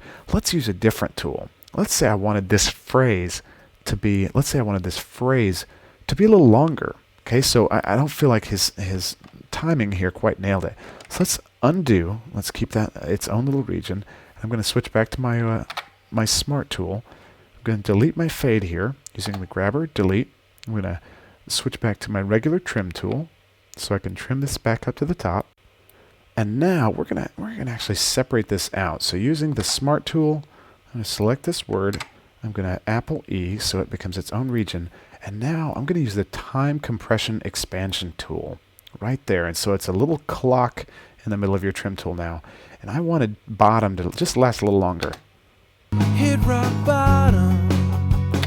Maybe just a little bit longer. I now click on it and watch. It doesn't trim the audio, it actually expands the time. So as I click, drag, and let go, now the word bottom is actually several fractions of a second longer, actually almost a whole second longer. I've seen you hit rock bottom. Now, musically, you may like it, you may not. It's kind of interesting. I look at it now, I go, maybe that was a little too long. Let's split the difference. But it actually changed the phrasing of the note. So now I can listen to it with my new, slightly longer than original, but shorter than my first attempt. I've seen you hit rock bottom. All right, and so while you may or may not like that, that's an easy way of using time compression expansion. We can actually go in and do the same thing with other words. If we want to speed up the timing on this, I can select this guy, use our time compression expansion trim tool, speed that up just a bit, and listen. I've seen you hit rock bottom. All right, so you see how you can speed things up, slow things down. So that is your various trim tools available to you, at least in Pro Tools LE. So let's switch back to this, and let's see what our grabber tool does. Under our grabber tool, we actually have a couple of different types. Some work better as part of the Smart tool, others work better by themselves. So for example, if I'm using my Smart tool, we've got our time selector grabber, our standard default grabber, which when we click and drag, it drags a region in time. So, but let's say I want to grab this and I want to grab this, but I want to leave the piece in the middle alone. So if I grab this and go to move it, well, of course that's it by itself. But if I hold down my Shift key and I click here, well, again, it's grabbing everything in between. It's not letting go of this middle piece. So if there's really no way I can grab just this piece and just the other with the standard trim tool or the standard grabber tool. If we choose object though, we do have that option. So by choosing the object trim tool, now I can select this region as an object. You notice it doesn't select the whole range in time, it selects this region, this object. So now by holding the Shift key, I can select that object. So now I've selected this piece, and not this piece. You notice there's no box around it. So I could quickly duplicate that, and you notice that now it's just duplicated those two pieces over this piece of audio. I'll undo, and there's no musical reason to do that. Or I could copy them and then maybe actually do a little preemptive intro to the song to where we put this back up here at the top. Let's put them on this track and paste. There we go. So it just copied and pasted those two regions, and that's what that object grabber allows you to do, is just grab pieces of audio. And we'll be doing that a lot in our future DVD projects. Now, of course, the last piece is separation. Separation really works best as part of the trim tool for people that don't like to select a piece of audio and then use their Apple E to cut it out into its own region. If you have the trim grabber selected, or rather the grabber tool separation selected, you can actually just come in, select the piece of audio, and then when you grab it, notice the little scissors, and it'll actually just grab it and pull it out in time. So you can grab it, and it'll do the separation for you. It saves you from having to hit Apple E. Worry about it. I've seen you. So you notice we've just added a little bit of a kind of musical, out of context piece of audio. So, but that's what that separation tool lets you do. All right, so that's basically all of the different trim tools. That's your insert tool and the three different types of grabber tools. Most of the time you're going to find using time, standard trim, and insert selection are going to be your primary tool. It'll let you do most things that you need to do, especially if you know shortcuts for separate region. So Apple E will separate it and let you just use the regular grabber. So, but if you prefer to use the scissor grabber, I know several major engineers that do, and there you go. All right. So the last little bit of audio, we've used slip mode. We're still sticking with slip mode because it makes sense. Is the last little tool is your pencil tool, which we'll use for automation and drawing out waveforms, and also the scrub tool.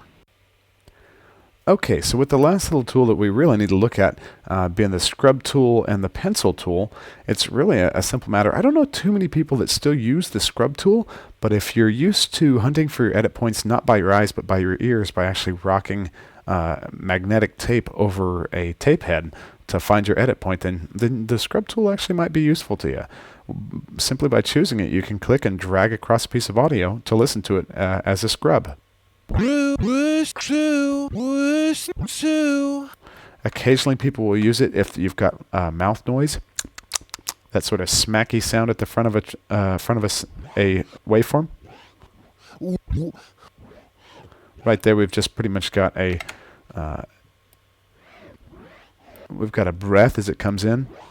But if you're trying to find some mouth noise, scrub tool can be useful for that. You hear that breath coming in? Yes. I'm just clicking and dragging. All right, so scrub tool is useful for that. We do use it briefly on vocal editing to find some offensive click sounds and mouth noises and actually remove them. So it's useful, but rare that I find myself using it. And now, to briefly kind of cover the last use, the pencil tool, we can use it for a variety of things, including fixing clicks and pops in the audio. We can actually go in and redraw audio. So I don't have any good clicks and pops in this song. They must be in here. There's got to be something. But let's just say that I really wanted to tweak something like this little piece of audio. I just felt like that was way out. So I could zoom all the way in on it and actually use this pencil tool. Continue to zoom in, zoom in, zoom in. And if I go to my freehand pencil tool, I can actually redraw the waveform. So if this was a click or a square wave right up here at the top, you can just use that pencil tool and redraw it. Now, I don't want to do that because this piece of audio sounds just fine, but I can really go kind of hog wild crazy and just redraw waveforms to my heart's content. Should be less and less often that you've got to do that nowadays. If you've clipped something, probably best to just punch in and re-record it.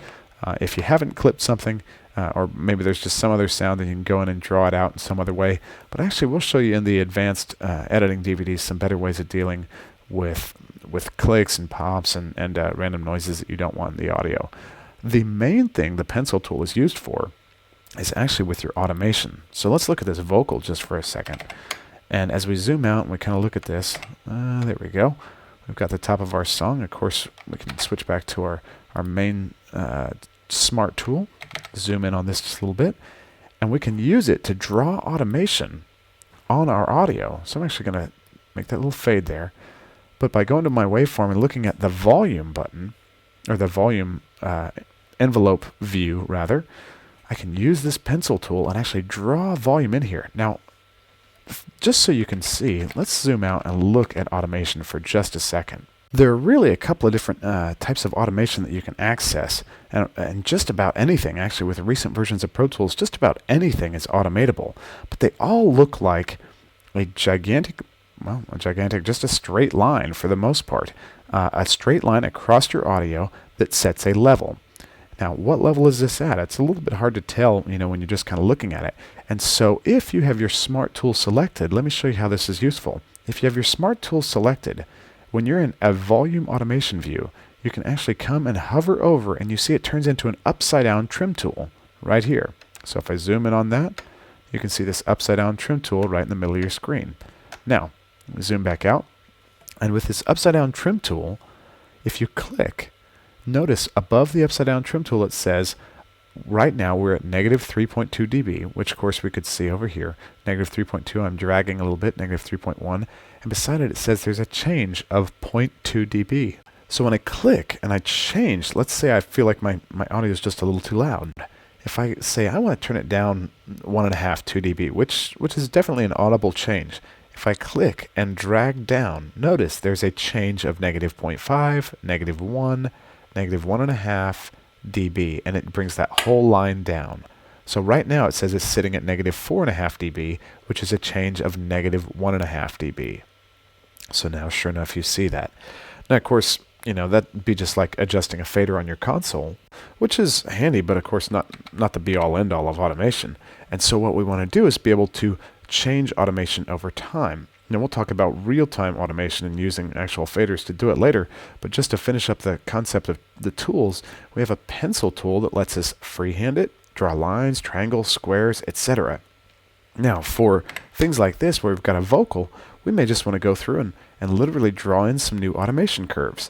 So if we have our freehand and volume, let's listen to this vocal part. I've seen you hit rock bottom. Now, number one, I may decide that whole thing needs to come up. I can do it a couple of ways. I can literally click and draw in a new volume envelope for it. And now by listening, I've seen you hit rock bottom. we've actually turned up the whole vocal line. Now, the great thing about Pro Tools is you can actually go in and we actually spend almost an hour doing the vocal ride on the mixing DVD, because vocal rides are so important and really one of the things that sets apart a great mix versus just kind of an amateur mix. And so while we're not mixing this right now, one thing that vocalists tend to do is actually they either start a sentence strong and trail off at the end, which is really common, or they start kind of soft and then they hit it hard at the end. So right here we notice he drops, kind of trails off at the end of this phrase, so we want to make sure that stays up in the mix. I've seen you hit rock bottom. So we want to make sure that's up and audible. So I'm going to zoom in and I'm just going to use my little pencil tool to draw a nice kind of bump there at the end. And you see what's happened? I've actually kind of added that. I'm going to draw it just a little bit earlier. And so we should be turning up his bottom. Wow, that was off pitch. But bottom. Here we go. I've seen you hit rock bottom. And you notice we kept it all the way through to the end. Now, here's a great thing about it. Using that Smart tool again, let's say we think, that's good, but that whole word just needs it needs to be just a little bit louder. I can actually click and drag over this whole section. And then using that trim tool, notice it's that upside down trim tool. Now it's trimming automation. So I can click and drag, and right now, let's say I wanted to change of 1 dB, turn up that whole line 1 dB. I click, I drag. Right now it's a change of 1 dB, and see what's happening to all the automation points? Bam, they were all just trimmed up by 1 dB. I've seen you hit rock bottom. And so now we have the entire phrase. And we've just used volume automation to achieve it. So it's a really pretty handy, to be able to go in and actually, if you just are using single hand, you could actually bump up just individual notches. As you click and drag, you could really get kind of ridiculous with it, and just by adding specific bumps. And so it gets a little bit nutty. So you can delete automation points. You'll simply just select everything between them. And when you hit delete, if you're in volume automation mode, it does not delete your audio. It just deletes volume points. So now you could actually start just drawing random points in there just to bump this up. And of course, hit rock bottom. So you hear hit rock. And of course that doesn't work as well. So let's delete these little points in between and let it fade off just a little bit more naturally. So I want to punch on hit and then let rock kind of slide down. I've seen you hit rock bottom. Doesn't sound great. Let's trim that down just a little bit. Trim it down. Trim it down. Back to something normal. I've seen you hit rock bottom. All right, maybe still a little aggressive. Let's pull it back into place just a little bit more, but it still has a little bit of extra punch. I've seen you hit rock bottom. All right, so let's pull that in, rein that down just a little bit more. We just want a little extra, but that's going to work for now. Okay, so we can save, and let's take a real quick look at using pan automation and some of these other pencil tools. All right, and so let's see, what do we have? We've got electric guitar, we've got lots of kind of cool things going on. I'm going to switch everybody real quick. Let's blow everybody up.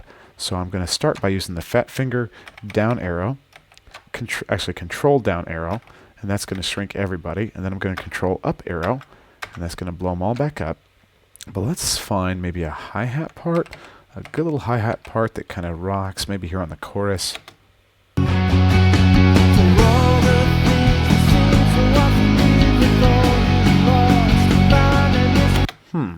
hear anything. Maybe, seems like maybe this electric guitar is doing something cool.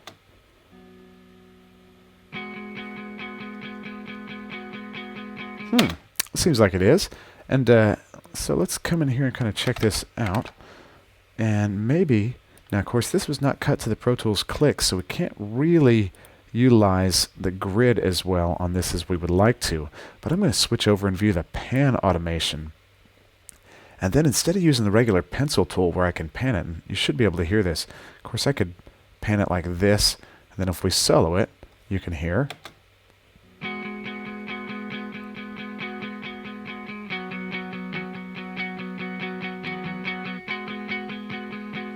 You should be able to hear it, especially in headphones, that guitar is panning back and forth.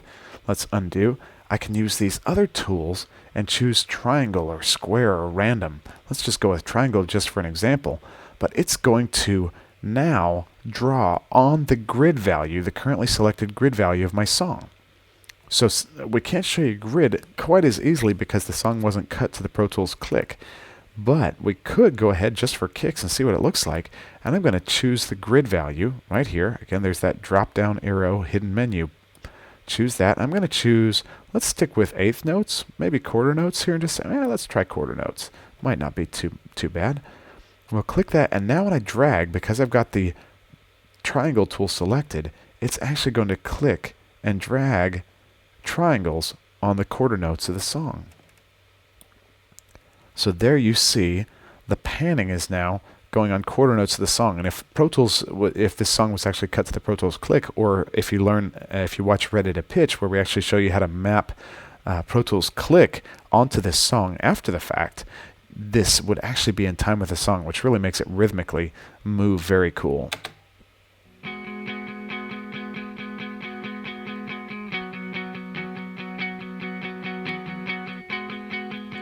So you hear the panning happening to where it's moving back and forth between your ears. So very cool. Of course, you can go just a little bit ridiculous with it. If we drop it down to like 16th notes, really can make you think you're going insane. So if we drop that in,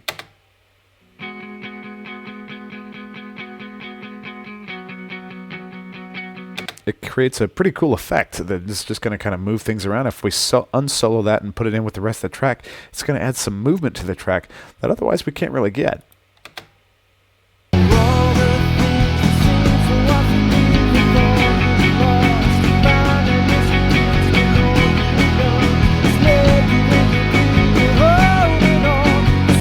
Now, for an unmixed track that has absolutely, miles to go to be anywhere close to being mixed, it still adds some kind of interesting life to the song. And of course, you don't have to be extreme. You could just make it pan just a little bit between left and center, something like that. Or, just basically anywhere in between, you can really kind of tweak it out. Of course, doing things like random or square is going to give you looks that change literally with every pen draw, so that now you've got things that move halfway, all the way, and it's literally random. Every time you draw it, it looks different.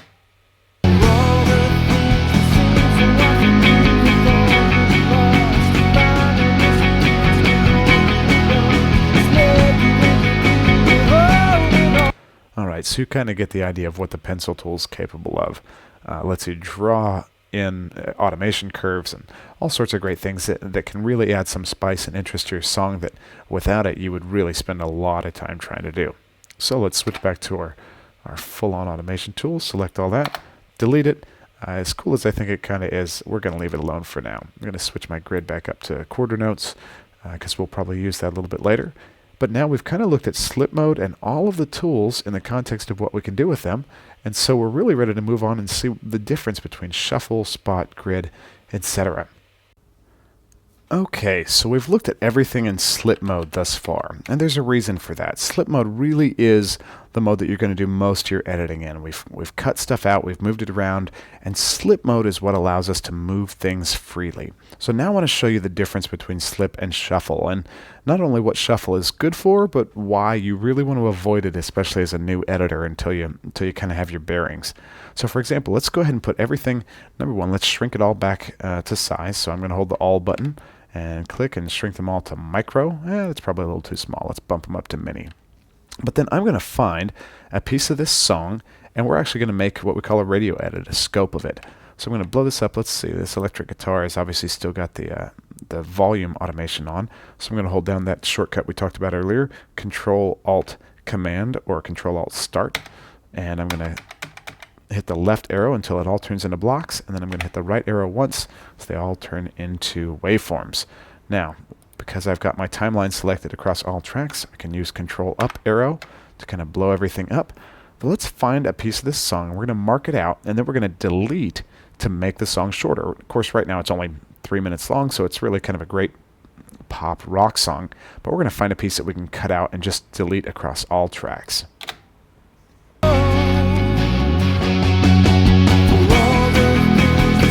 So right there is a good kind of chorus downbeat.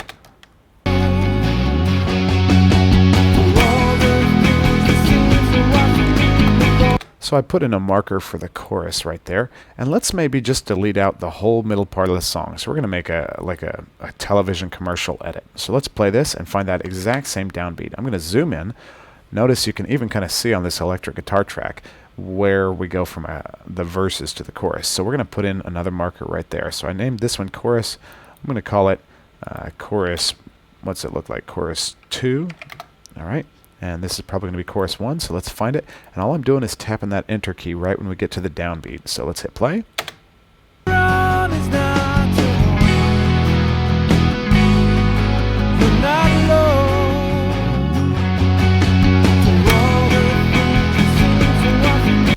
So there you see we've got chorus 1. Now, what I need to do, I'm going to click on this.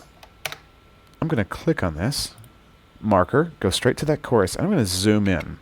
So when I zoom in, I want to see how close I got to the downbeat of all this. There's my kick drum, there's my snare, there's my guitars. I got pretty close, but you'll notice not everybody, the delayed guitar, is dead on. The reason they're not dead on is because, I mean, the musicians are good, but nobody's a robot. And we also haven't pocketed it yet. So for now, though, I'm going to go ahead and I'm going to adjust my marker just a little bit. I'm going to click and drag. You notice the little green line shows you where it's at. I'm going to bring it right up on the kick drum because the kick drum is really supposed to lead my charge. I'm going to drag it right up there, select it, and I'm going to hit Apple E to separate across all tracks. So assuming the kick drum is on and he's not late and everybody else is close to on, we should be pretty good. We'll tweak the edit later. So what I've just edited across all these tracks. Beautiful. So let's zoom out now. And now I'm going to go over and holding down shift, moving over. Let's check this guy, selecting it, and then zooming in. Let's see, sure enough, I was a little bit late on that. You see that's where the downbeat is. So let's move that up just a little bit.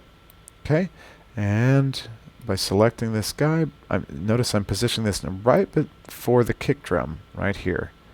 So I select that, Apple E. Oops, nope, my timeline is still right there. Click and Apple E. Beautiful. So now we have two edits at the exact same point of a given piece of the song. So you see where my edit is for this chorus and my edit for this chorus. Now, here's what shuffle does. If we're in slip mode, what I want to do is delete everything between this verse and this chorus so that it sounds like the song jumps from verse 1 into chorus 2 instead of chorus 1. Why would I want to do that? Well, think about how many times you've heard a song in a TV show or a commercial and the song has been shorter, you know, and it's actually fit the music and fit the time. Well, the band didn't go in to re-record the song. They just had an editor come in and actually scope the song and cut pieces out to make it all fit. So if I want to do that here with this song and cut it all out, the problem would be, of course, if I'm trying to nail this exactly, selecting all tracks and getting them all and then removing them all and then moving all this audio over. So I'm actually going to use the all group for a second. I'm going to blow this up here. Of course, we've got our drum group still. I'm going to use the all group for just a second. So when I select a piece of audio, it selects that piece of time using the regular grabber for all tracks. So you see they're all selected. So now if I hit delete in slip mode, what's going to happen? It leaves a big hole in the audio, which isn't really all that helpful in this situation. And we've just got a big hole. All right, well, grand. The other way to do it would be to actually go to shuffle mode. And what shuffle mode does is when we delete a piece of audio, it moves all audio to the right, to the left to fill in the gap. So it moves all later audio earlier to fill in the gap. So watch what happens. It's the easiest way to see it. When I hit delete, all the audio went away and everything to the right moved in to fill in the gap. Okay, so that's great, specifically for this sort of purpose. The other thing shuffle does, let's say I wanted to move this chorus later in the song. If I grab these now using my grabber tool, and I click and I drag, you'll notice the little line pops up to the right of this. It shuffles the audio. It does not move this over to the right. It actually shuffles the 2 bits of audio. So whether this was a bunch of tracks like we have now or just a single piece of audio, it's going to shuffle them. So right now, the purpose of what we want to do is just delete this, have this pull in the gap, and let's hear if our edit worked. So I'm going to hit delete, and I'm going to rewind just a little bit, and hit play. And because I've been editing for a little while, we actually got it pretty darn close. Now, it doesn't sound perfect, but it sounds pretty close. So let's rewind. Listen. You're not alone. And so it actually does work pretty well. Now the problem comes with shuffle mode is if you're a new editor, you can forget that you have it on. So you go to shuffle and you start doing this. You start, well, let's turn off the all group, but you go into your drums and maybe you start deleting a little bit and you delete a little bit and you delete a little bit. And you notice what's happened. It pulled all those pieces in later to fill the gap. So let's undo so you can see that again. And notice all this audio bit. When I delete this chunk out, it's going to move everything over. So now my snare drum is completely out of time. The road you're on is not your own. So of course that would be really bad. And that's why I caution new editors about using shuffle, because it's great and it's really useful when you know exactly what you're doing. When you don't know what you're doing, you can go through and make a bunch of edits, and if you're not listening, then you can find yourself, in a world of hurt, fast, quick, and in a hurry. So there's our edit. We've used shuffle to pull in everything, listen to our edit, and then of course some quick crossfades would take care of our clicks and pops. You're not alone. All right, so if you want to do that to your own song, you can do that. And I'm going to right now just come in and do a tiny little crossfade.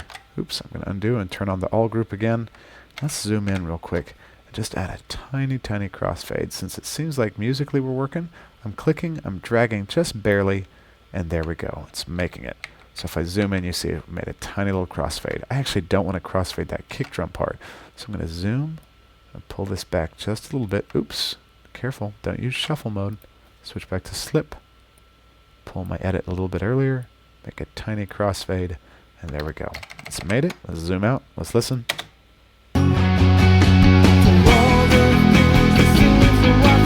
Alright, and it sounds like we have scoped that song just fine, which of course was the point. So there's shuffle, and that works out great. Now, what are these other 2 modes? Well, it's pretty straightforward. Spot is really heavily used in post-production. You're not going to find a lot of times where you need spot mode, although I was talking to a major hip-hop producer a little while back. He called me, and his assistant had accidentally corrupted the session file, and they did not have autosave turned on. And so they literally had an audio files folder full of audio files and no session file to tell them where to all go. And they had to literally pull all the little audio bits back in one at a time and use spot mode to put them in the right place. And here's what that is. When you click on a piece of audio, it tells you where this piece of audio was originally recorded. Now this session that we're looking at was actually not recorded in Pro Tools, so what it's telling us right now is that it says, I think the original timestamp was at bar 5, beat 4, 64 ticks. Currently it's at bar 31, beat 4, 366 ticks. So if we click this and say put the new timestamp, or the original timestamp where the new one is, it's going to move all these pieces of audio. And it actually moves it.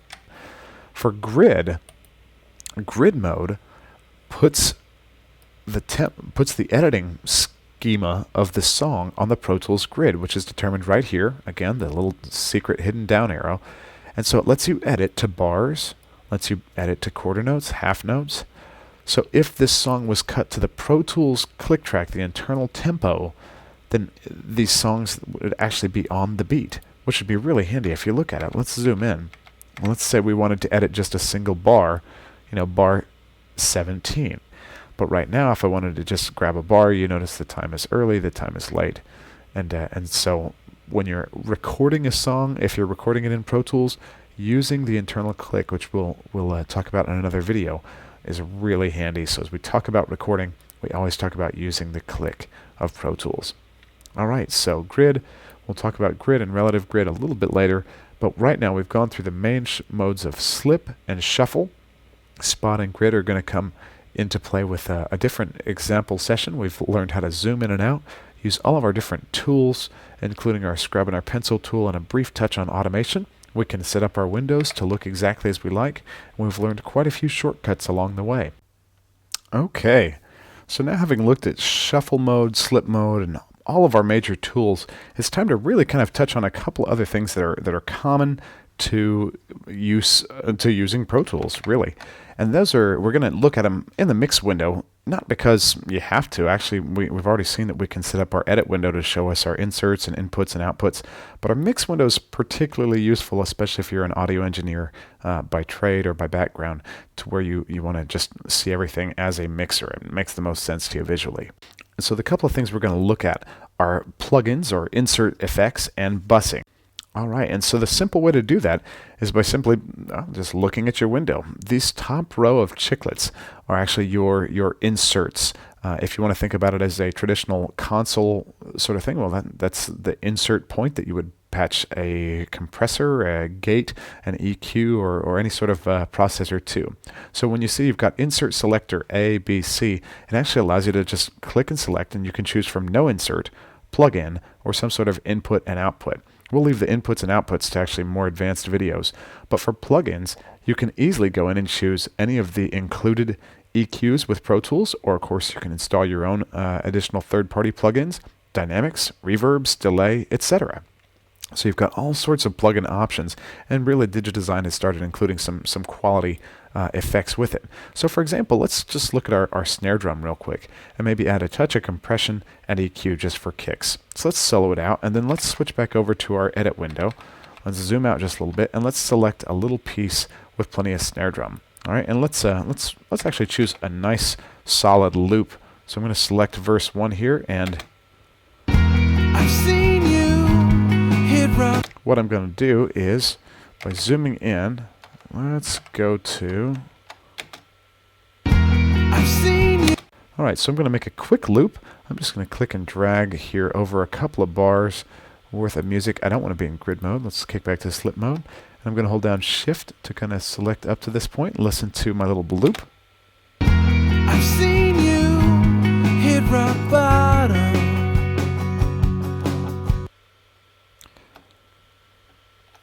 Okay, and of course I'm going to show you actually one really handy little thing to turn on, and that is loop playback.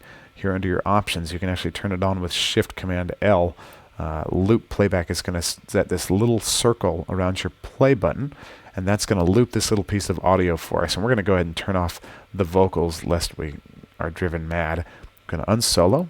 I'm going to turn off the all group, and I'm going to turn off this vocal. Let's mute him. Now as we go up and listen, we should hear a pretty cleanly repeating loop.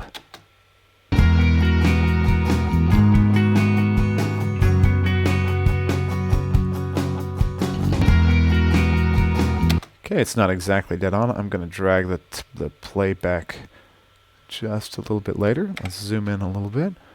Drag this ruler up just a little bit, and drag this guy just a little bit later. And that should work for now. We're just really trying to listen to our snare drum. But coming up to our plugin, let's go ahead and start off with just a nice little compressor and EQ. I'm going to use the Bomb Factory BF76. And let's see, actually I think I want the compressor, depending on the snare drum, let's solo it and listen. Okay, it definitely needs kind of beefed up a little bit, but I like to EQ before my compression. Well, it depends. It depends on what the sound of the instrument is. But I'm going to drop a plug-in EQ, and let's just use a 7-band EQ. We should not need this much, but why not? Let's put it on there. We've got processors to spare for days. So of course you can come to your factory defaults. You can import settings. You can save settings, and we'll talk about all that later. But for right now, I'm just going to go ahead and mute or bypass this compressor for a second and try to find a sound that works. I'm going to try to beef up some of the frequencies that really accentuate the snare and cut out some of the frequencies that don't. Now to do that, I'm going to actually go ahead and tighten my Q up just a little bit, push that up, and then I'm going to pull this guy way up high and just move it around and listen to some of the spots and see if there's anything that really makes this snare sound more like itself, a little more poppy.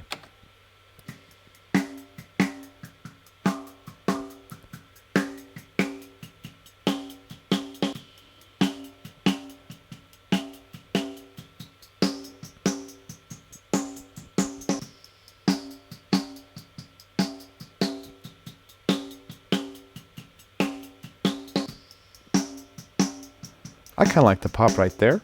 So we're actually going to just pull this down now, make the frequency wider, so that we're just adding a nice little bit of top right there, and then making it a little bit wider, because when we boost something, we really have to be careful. You start boosting things, and you hear how phasey it sounded, so we just widen that frequency out, and let's listen to it.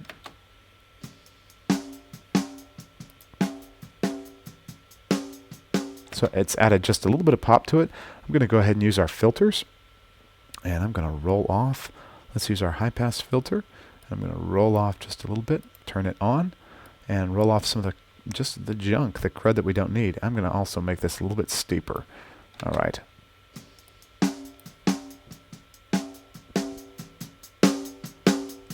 Bypass. Sounds like I'm helping it. Let's go ahead. Sometimes instead of just boosting a bunch at one frequency, so right here I'm boosting quite a bit at 5.8K, I'm going to have that. And I'm going to boost, let's see, I'm going to boost about half as much and boost it at half of 5.8. What a ridiculous frequency to try to figure out half of. So 2500 plus what? 430, so 2930. Alright, and then let's boost that just a little bit. Tighten up that frequency, and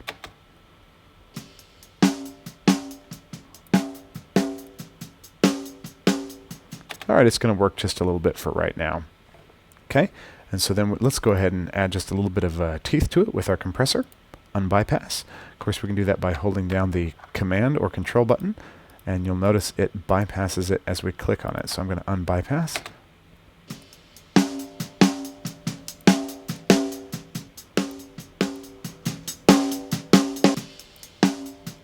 And we don't want to clip. I'm going to spank it pretty hard.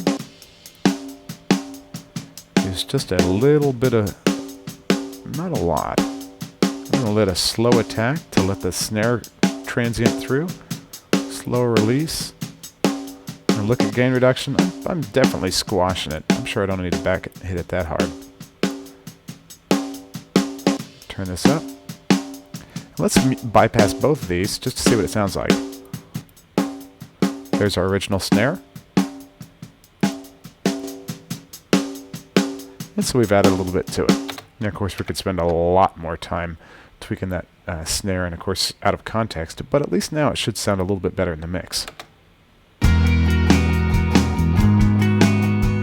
Of course the kick drum could desperately use some as well, but really I just wanted to show you how to put some EQs, some plugins on the tracks. Of course if we wanted to do the exact same thing, one of the easiest ways to do it is to just literally copy these plugins over to the kick drum as a starting point, and then of course we'd have to change them dramatically. So to do that, I'm actually going to hold down the Alt button, click and drag it over, and notice that it makes a copy. So when I held down the Alt button on the keyboard, drag the plugin over. Now of course I need a wildly different set of EQs. I'm going to take out the low filter. I'm going to add a nice little boost at 100 Hertz. I don't want to use a shelf, I want to use a bell curve. And then I'm going to add a little boost down here, probably at around the 3K range. And I'm going to delete that one right there by holding down the Option button. And let's see what this sounds like. Let's solo him.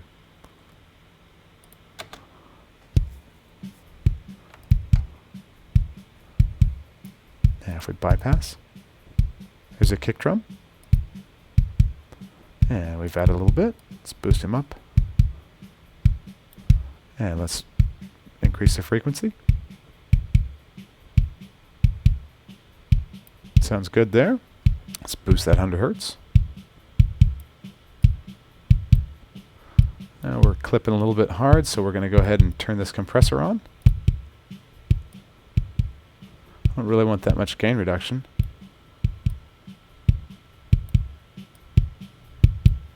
If I crank it up just a little bit though. I'm going to make it all sound exactly the same. I'm going to back this down. Alright, speed the attack up just a little bit. Leave the release where it's at. Let's bypass both of those. I'm not sure I like it better. But we've copied and pasted some plugins. Alright. Beautiful. Now, one thing that we should really address is real quick how to use busing in Pro Tools.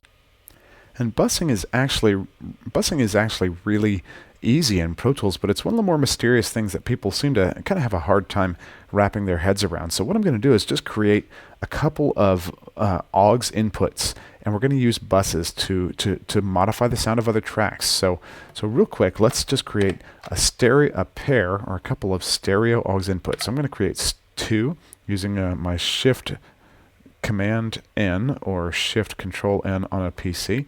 Two stereo AUX inputs. So I'm going to hold down the Apple and the down arrow or the control and the down arrow to choose AUX inputs. When I do that, it's going to make two AUX inputs to the right of whatever tracks are selected. So I do that, and bam, there they are.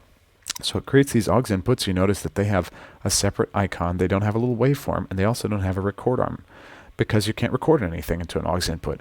It's basically, all AUX means is extra. It's an extra input into Pro Tools. Now what I'm going to do is name these. I'm going to call this one my drums overall. All right, and then the next one is going to be my drum verb. Drum verb. And so right now, my tracks are actually a little bit squished. It's better to have kind of shorter names for them, but that's because I've got my view set to narrow mix. If I've got a really big screen and I want to blow them up nice and wide, I can actually go to View and turn off Narrow Mix, or Option Command M, Option Control M, and you notice it makes my mix window nice and wide, and I can view all the names. But if I want to fit more things on there, I'd go ahead and leave it on Narrow Mix. For now, we'll make it easy for you. But now, for the first time, instead of using our regular inputs and outputs, the actual interface inputs and outputs, we're going to use buses. So to do that, let's make a quick drum verb for our snare drum and maybe our overheads. All right, the simple way to do that is to just follow the signal flow. That's what a send is for. If you've used an analog console before, you know you've got AUX sends, monitor sends, Q sends, whatever they're labeled on your console. And that's what these are in Pro Tools. So when you hover over them, of course, they're going to say that this is send selector A, and you've got send selector B. If they don't look like this, just a row of chiclets waiting to be clicked on, you actually may have to hold down your Control or Command button and click them. So when you hold down your Command button on the Mac, Control on the PC, it actually brings up to where you can view each one individually or view assignments. And assignments shows you all these. So for ease of viewing, we're going to click on Send A, and instead of sending it out an interface, I'm going to send it out a bus. And I'm going to choose bus 1 and 2. Why not? It's unused right now. So when we send out bus 1 and 2, it actually brings up a little fader with the options to save it, to make it pre or post fader, and to follow the pan of our other. And all this is it's a copy. It's kind of a T off of our signal coming through the snare track. So what we can do is turn this up. I'm going to turn it mostly up, or if by option clicking it, it actually sets it up to 0. And now some of my snare track is actually going out this send on send A out bus 1 and 2. Well, where's bus 1 and 2 going? Well, nowhere. If we go and look in our I/O setup, we'll see that bus 1 and 2 is just bus 1 and 2. They don't have any particular names. We could name it. We could go ahead and call it drum verb, and now it'll appear as drum verb instead of bus 1 and 2. So all we've done, it's an internal path inside of Pro Tools that lets you actually send something from one place into another. And so what we're going to do is send this snare drum from here over to here. Why would we want to do that? Well, let's show you. I'm going to go to my drum verb track, and while now I'm creating a send, sending some of my snare out drum verb, I'm going to bring drum verb into this aux input. You notice there's drum verb. Boom. All right. So now when I hit play, you see that some of that snare drum sound, and it's only responding to the snare drum. It's got a little bit of bleed from obviously the kick drum that leaked into the snare, but that's it. So now it's showing up over here. So we have two snare drums. So what? Well, now we want to apply the reverb to this track. So going back up to the plugins that we looked at earlier, multi-channel plugin. I'm going to go to my reverb, go to my reverb plugin that Digi includes, which is a deverb. I like a plate, maybe a medium plate for this snare. It conveys a sense of a tail, kind of a Phil Collins-esque. I just love Phil Collins. Well, not really. I actually do think Phil Collins is pretty good, but I don't listen to a lot of his music. All right, so plate music, or a plate reverb, medium. We can do all sorts of things. We could do kind of a small hall or a medium room, and they all have different purposes that we talk about in the advanced mixing DVD. So the deverb, with just a little bit on it now, it's actually going to take the snare drum, reverberate it, and bring that into here. Now you may be wondering, why don't I hear the reverb? Well, it should be obvious, right? We've soloed this snare drum, and that's actually a reason that we do what we call solo safing on our aux inputs, at least on the reverb returns, which is what this is. It's an aux input that's being used to bring in reverb, so we call it a reverb return. And the way we do that is by actually option clicking, or not option clicking, but command or control clicking. Command click on the Mac, control click on the PC, the S button. And now watch what happens. When we solo the snare drum, everybody else gets muted. See the mutes kind of happening?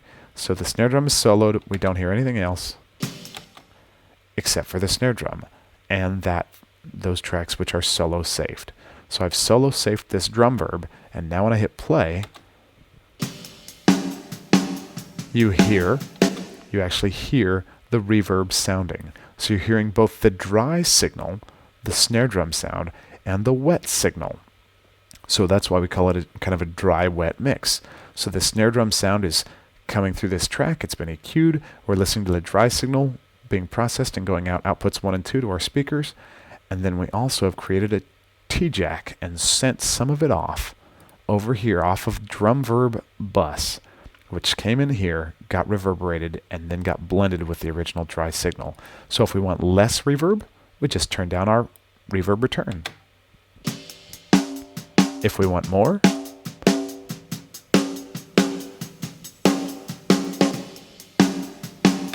so you hear that actually now the reverb, the amount of reverb, the amount of space that we add onto our snare drum is determined by how much wetness we bring in with this reverb return. So that's just it. So we can bring it up to taste, we can unsolo this, we can listen to all the tracks, and then bring this up, and our snare drum will get increasingly wet. Listen to this.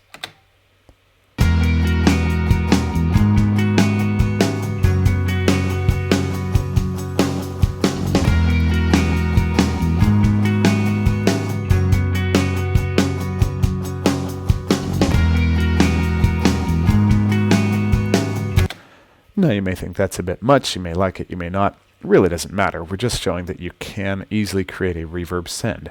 Now if you wanted your overheads to also send to some of that reverb, you simply go to their send, click on it, send it out a bus, choose the same bus that is already feeding that send. There it is. You notice that these currently default to where the sends are turned all the way down, so we can turn them up as much as we like. And then hit play.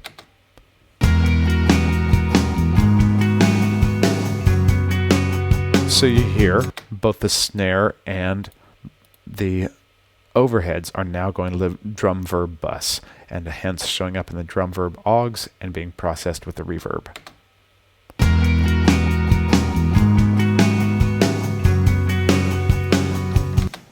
Now, you may be asking, well, why not just put a reverb track on each and every one of the tracks that we want to do this to? Well, you can if you have unlimited processing power. Reverbs tend to take up quite a bit of processing power. The other thing is, a lot of times, if you just put different reverbs on every track, they're not going to sound like they were all recorded in a similar space. So this is one way of kind of taking the sound and gluing it together and actually applying multiple instruments through a single reverberation space and actually make them sound a little more cohesive and give every track a similar sense of, I don't know, oneness, if you would. In the old days, you just couldn't afford more than 1 or 2 reverb units. So this was how you did it. You just put those on a couple of extra inputs into your console, and you piped everything out to your 1 or 2 plate reverbs or digital reverbs and digital delays, and that was your sound. So the convention is kind of held up. So there's our drum verb. Now you may be asking yourself, what if I want plenty of snare to go to this reverb, but not a lot of overheads? Well, that's what the sends are for. So right now, if we listen to it, maybe we like the heavy reverb tail on the snare, a la Phil Collins, but we don't want lots of overhead. So we can simply either click on it and turn down the amount of overheads going out the drum verb bus, or if we want to view them all at once, again, going back to holding down that Command key on the Mac or Control on the PC, we can actually click and choose to view send A, send B, and there's nothing on send B, so back on send A, and I could say send lots of snare and send very little overheads. So now more snare is going to the drum verb bus, and very little snare overheads is going to the drum verb bus. Or no snare and lots of overheads.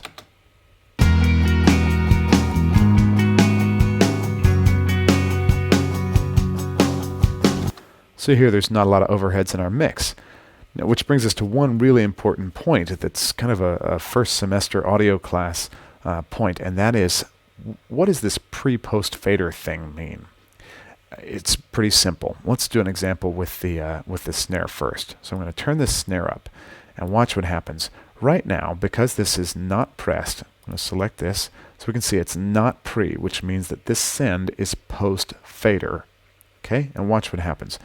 If it's post fader, and that means it's post regular fader, monitor fader. If I hit play now and turn down my snare drum,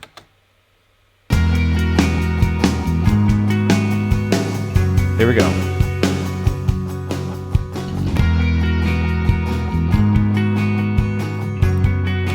Did you notice what happened?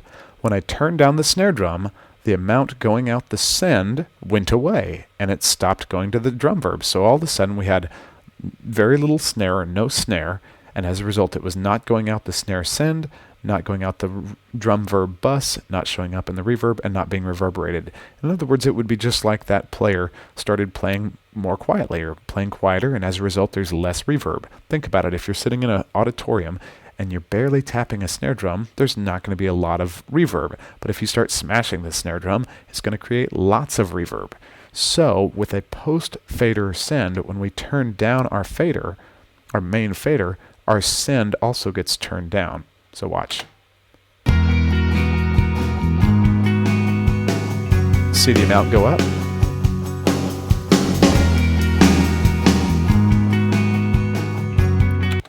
Whereas if we are pre-fader, which is actually what we're going to use for headphone mixes when we get into the recording side of Pro Tools, if we use a pre-fader send, you'll see that now the level that the send is at is the level that it's at. It ignores this fader. It actually takes the tap pre-fader. So it doesn't matter how much I turn this up or down, it's not going to change how much is going out the drum verb send. You hear the reverb? Because it's sending even though there's no dry snare.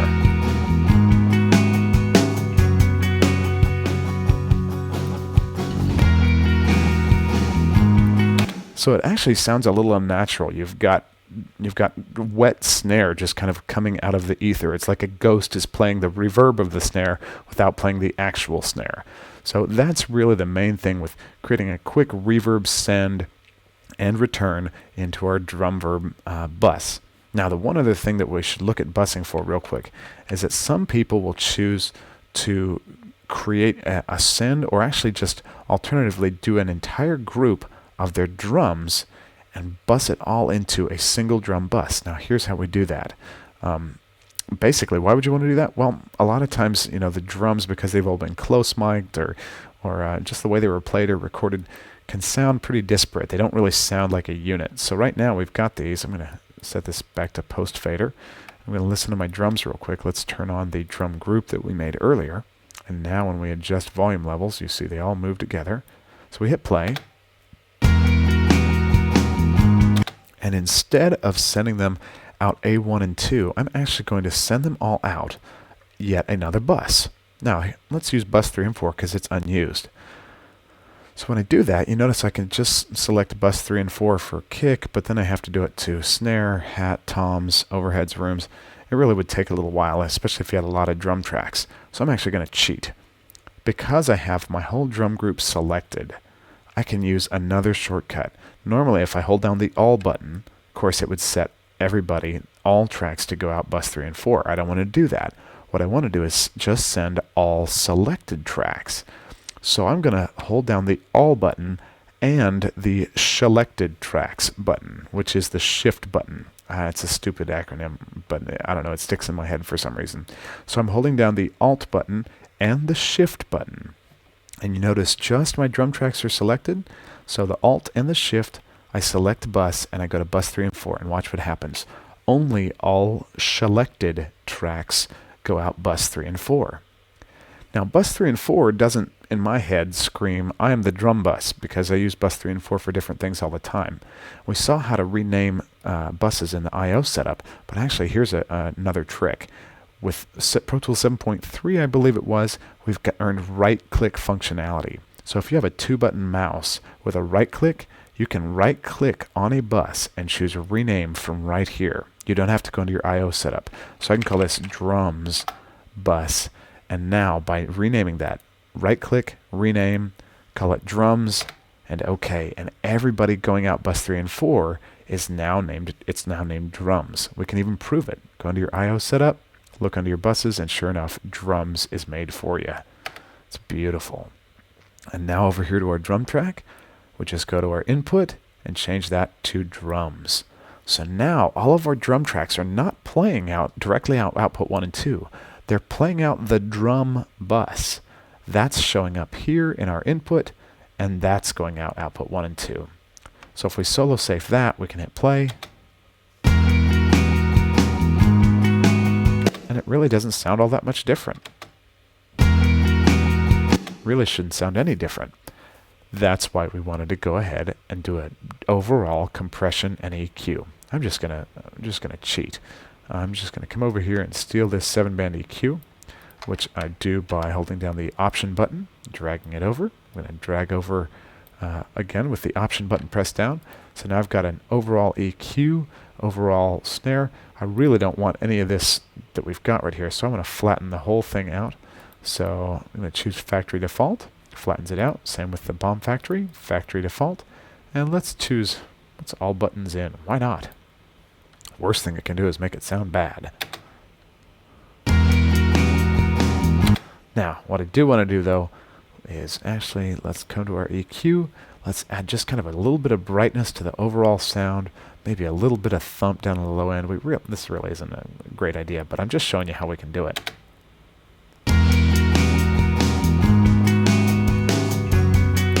And I'm going to actually put the EQ after the compressor in this case. I'm going to bypass it. All I'm doing is dragging these around.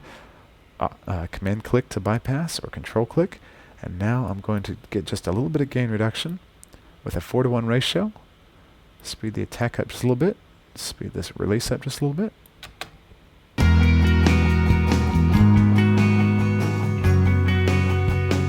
And get just a little bit of compression.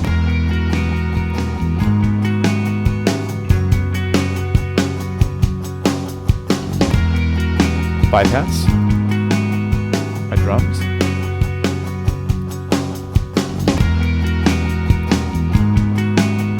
And now when it's unbypassed, you actually do hear we're actually getting just a little bit kind of meatier, beefier, louder drums. So I'm going to bypass it again so you can hear it as is, and then I'm going to unbypass it so you can hear it with a little bit of compression. No compression. Here we go.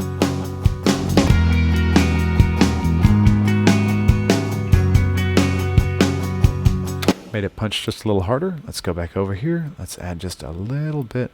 Let's unbypass.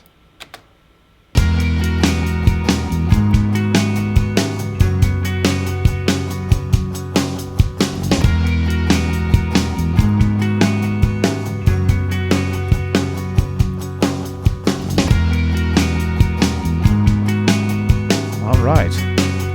Bypass. Our original drums.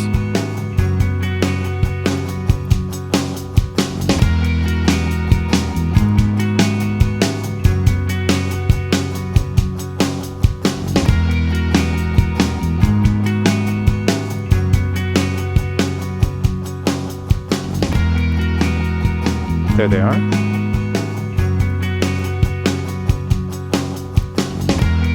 And we've added just a little bit of punch to them. So now the drums kind of feel a little bit more cohesive, like a unit.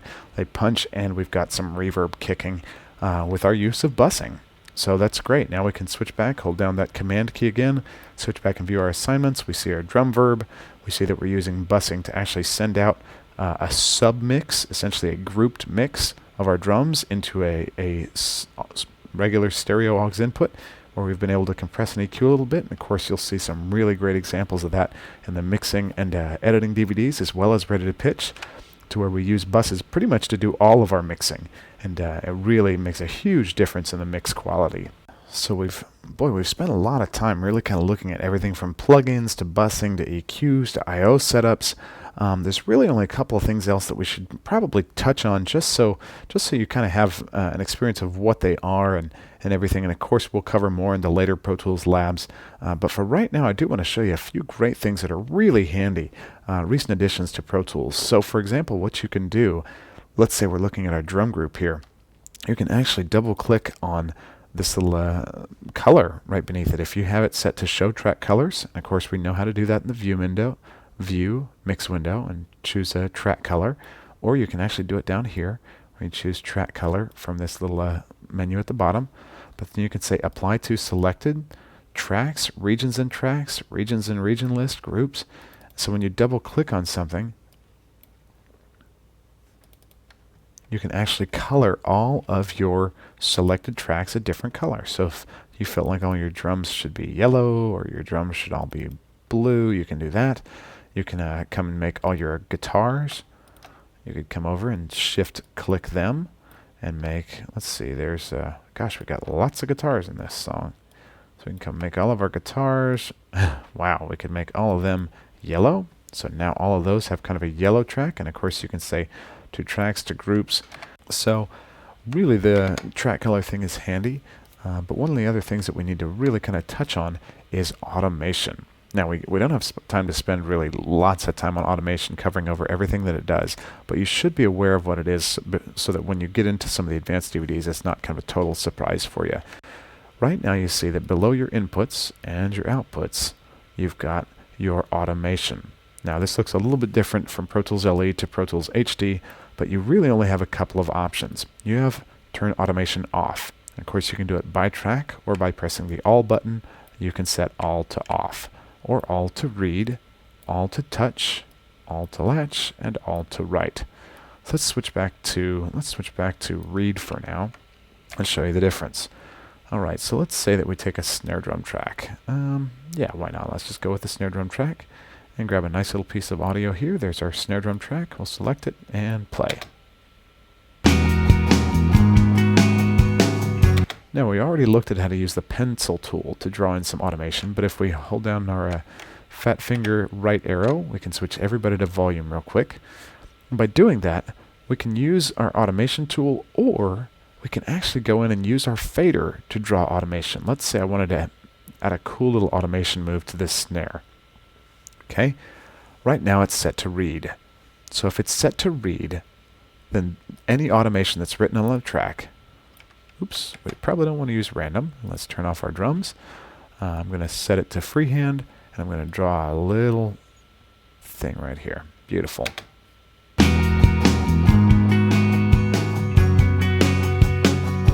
Okay, so you actually heard the automation happening. We could make it really loud and obvious. Ooh, we could really even kind of add new dynamics to the song that were never played.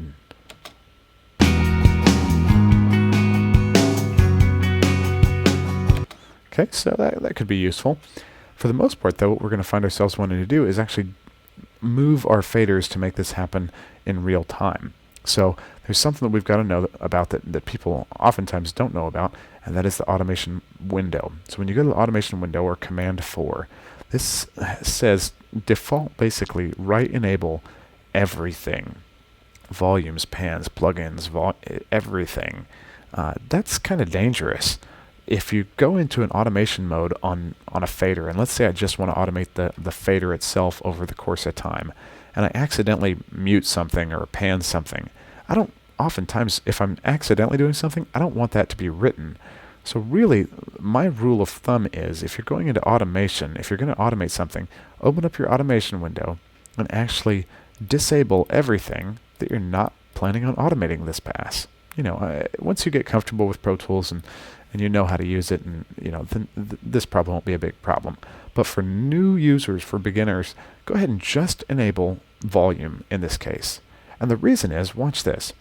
If I want to automate this, oftentimes I'm going to just use touch, and let's just see what touch does. Touch is basically going to leave all this automation alone. Let me just go ahead and delete this, as a matter of fact. And I'm going to hit play, and then I'm going to grab this fader and I'm going to move it around. And it's not going to write new automation until I touch it. So if I hit play, nothing.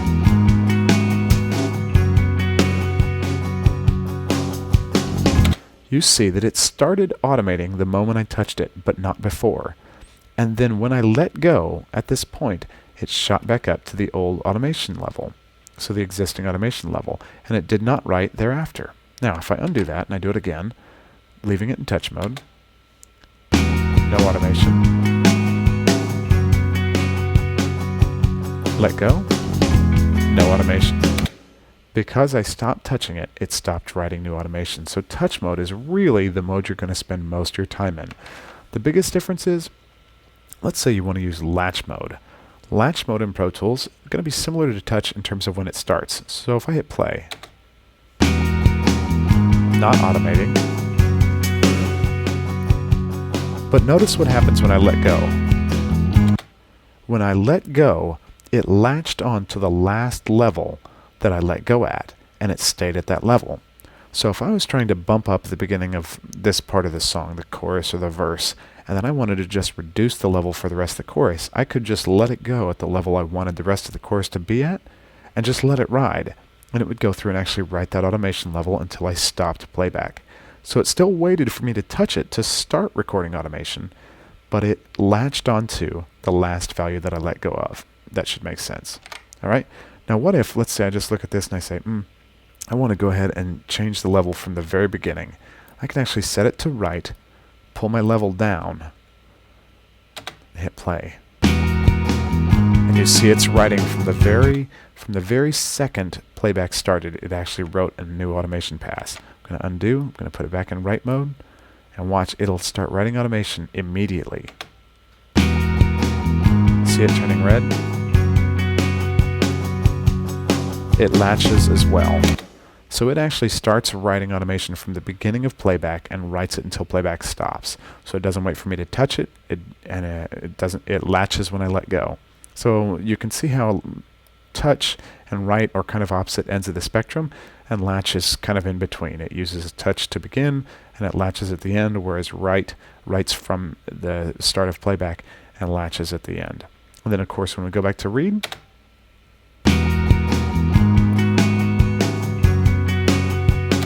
read's just going to read what's there. Now, why do we need automation off? Well, sometimes, when we've been doing automation, or we may have some sort of crazy thing done, or even just a normal automation move, and we say, you know what, I'd like to just hear what that sounds like without any automation. We can go to automation off and hit play.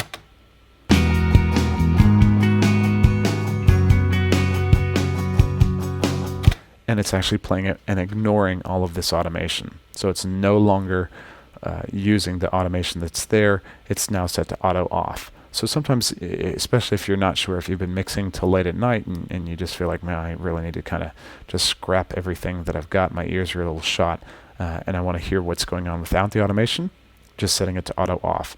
Other times that would be the case would be when you've been, I don't know, using some different panning. Maybe you tried to experiment with some panning and you like it, but you want to hear what it sounded like originally, and you don't want to go in and eliminate all your panning. You don't want to go in and just delete the great panning move that you did, but you want to hear what it sounds like without panning. Setting it to auto off temporarily will ignore this cool pan move.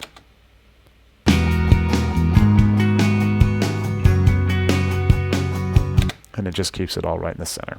All right? So that is the different automation modes. We're going to use read for now. And of course, we'll go into more depth on each one of those, and as well as some of the more advanced automation functions that you can do in later things, later videos, from automating plugins, automating mutes, etc. But really, this is kind of where the meat of it is to just get started for new users, and that's automation. All right, so now one thing we want to look at in the meantime is a couple of functions that you don't have to know to really be able to run Pro Tools, but they're kind of handy, and you may run across them and you may think, oh wow, that would be really useful to be able to get around. So I'm going to go ahead and let's look at our whole screen. So I'm going to just click right up here so my timeline drops across all of my tracks. Hit the control down arrow. It's going to blow everybody up, and then I'm going to use my shortcut key to zoom out. There we go. And then let's use that fat finger, so Control Option Command or Control Option Start button on the PC. And I'm going to use the left arrow, tab all the way over till they all become blocks, and then tab, or not tab, but left and right arrow once to move over to where I can see all my windows. Beautiful. So now one Control Up arrow should blow everybody up nice and tight. So we've done a nice edit. We've cropped our song. But just for those of you that need to be able to get around, you notice that a lot of times I just use the space bar to play and stop. And that's well and good. But what you may not have noticed is that a lot of times, for example, when we start playing here from verse 1, so if I click on verse 1 and update my timeline and I hit play,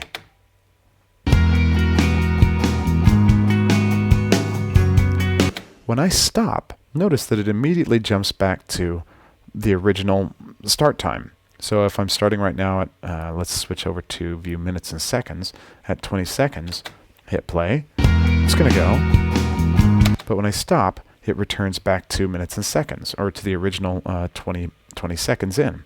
That's a preference actually that we've set, and it's one that's really, really useful and will drive you crazy if you don't have it turned on. It's under the operations, and that is basically do not turn on timeline insertion or play start marker follows playback. Watch what happens if we turn this play start marker follows playback. If we turn that on and we say OK, when we hit play now, instead of returning to 20 seconds when it's done, when we stop, notice the timeline is updated. Now it's at 23 seconds. And now it's at 26 seconds. So in other words, it's acting like a tape machine. When you play on an old cassette or on a reel-to-reel tape player, when you hit play on that, it's going to play, it's going to play, it's going to play. And then whenever you stop, that's where it's going to be. It's going to stop right there. So it used to be, before we had auto memory locations and everything on tape recorders, you'd have to set a memory location, or you'd have to rewind back and get it to a certain point in the song and kind of listen. And you just try to get it close. This tends to drive editors crazy, because if I want to edit, for example, this piece of vocal, and I want to blow that up, and then I want to use my tools to actually select all this, and then listen, and then I want to stop and play over it again. But now it's actually, you notice it's updated, it's lost my selection, and it's actually working through the vocal. Hit rock bottom. So if I'm trying to figure out the fade on the front end of this, I'd kind of like to be able to listen to it a little bit closer and listen to it over and over. All right, let's listen to that again. I've seen you. I say, maybe I was close. Oops, but I've lost it. So when you're editing, maybe when you're mixing, there's a time where you want this selected, but almost never when I'm editing, I never want it selected like that to where it acts like a tape machine. I bought a Pro Tools system so it acts like Pro Tools. Okay, so timeline insertion follows playback. Click OK. Now, wherever our timeline insertion is, I've seen you. when we stop, we can jump back, tweak our fade, select it, and tweak it just a little bit more, and listen again. I've seen you. One more time. I've seen you. Beautiful. So I'm really liking how that's sounding now. So that's timeline insertion follows playback. So you notice that, of course, I think since Pro Tools 7, we've had these markers up here, or the transport actually up here on the window. So you could fast forward and rewind if you're into that sort of thing. If you don't like just clicking in your timeline ruler to determine where you want to go. Of course, you can also open up your transport window. So that's under the Windows menu. Go to Transport. And Transport, like, well, basically the reason I don't use it all that much is because pretty much everything is located right up here. You've got your timeline ruler. You can view bars and beats. Notice everything changes to look at it in bars and beats, minutes and seconds, samples if you're doing, I don't know, loop creation for video games or for sample CDs. You've got play, rewind, fast forward, etc. But you also have pre-roll and post-roll, and this is really one of the main reasons to use the transport window. I've never found it in any of the other places. Maybe it's there somewhere and I just haven't seen it, or they've added it in a version of Pro Tools and I've missed that. But pre and post roll, here's the whole deal with that. Let's say I want to listen to this piece of audio. If I select it and hit play, I've seen you. ooh, but maybe it's like I kind of need it in a little more context. I don't know if it's right on time or not.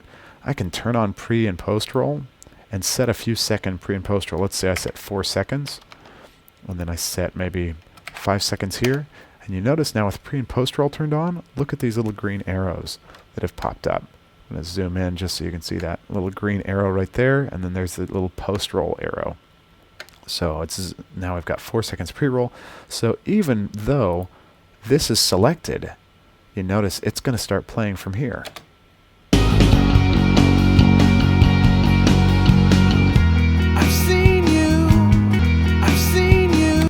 Beautiful. Now, of course, if I turn off loop playback, then it'll actually just go through and play that whole thing with the pre-roll and roll right on out to the post-roll afterwards.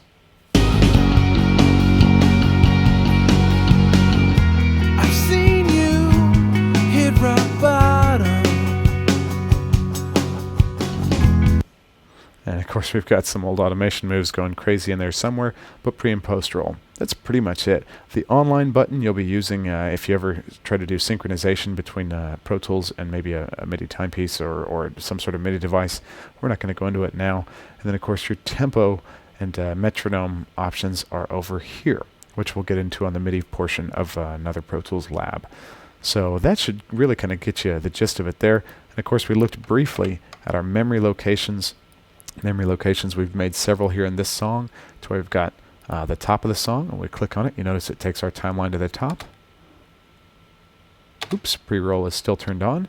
We can either drag these arrows around, or we can just turn pre-roll, post-roll off, which is Command K or Control K. So when I hit Command K, you notice they go not green. Command K turns them on, turns them off. So now it'll just play our time. Beautiful. Go to verse 1. And go to chorus 1. Which is, of course, now chorus 2 because we changed all that up. Now, a quicker way of getting to them, you notice that this top has a 1 beside it.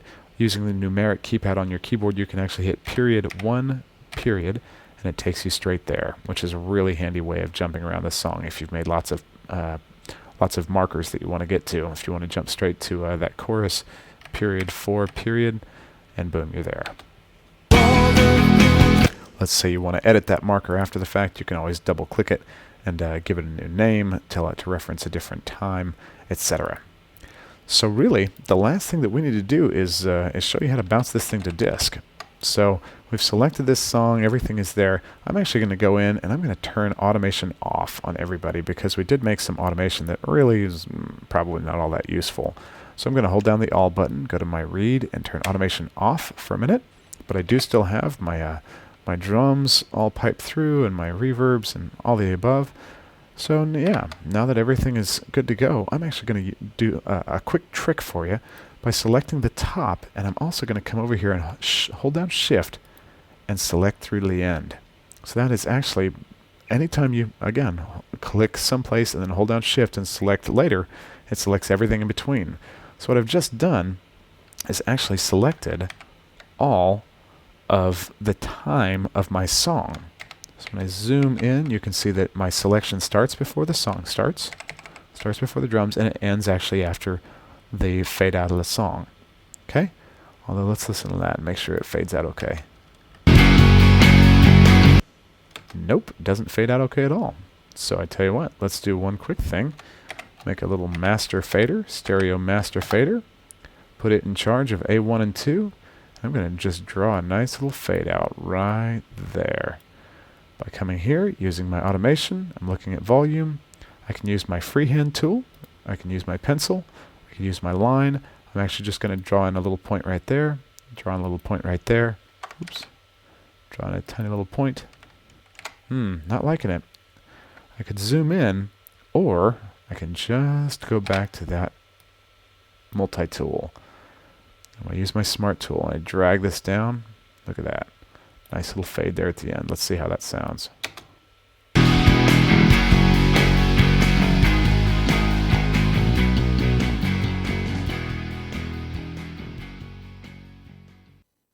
All right, we could make it a little more musical. I'm going to drag this actually out to here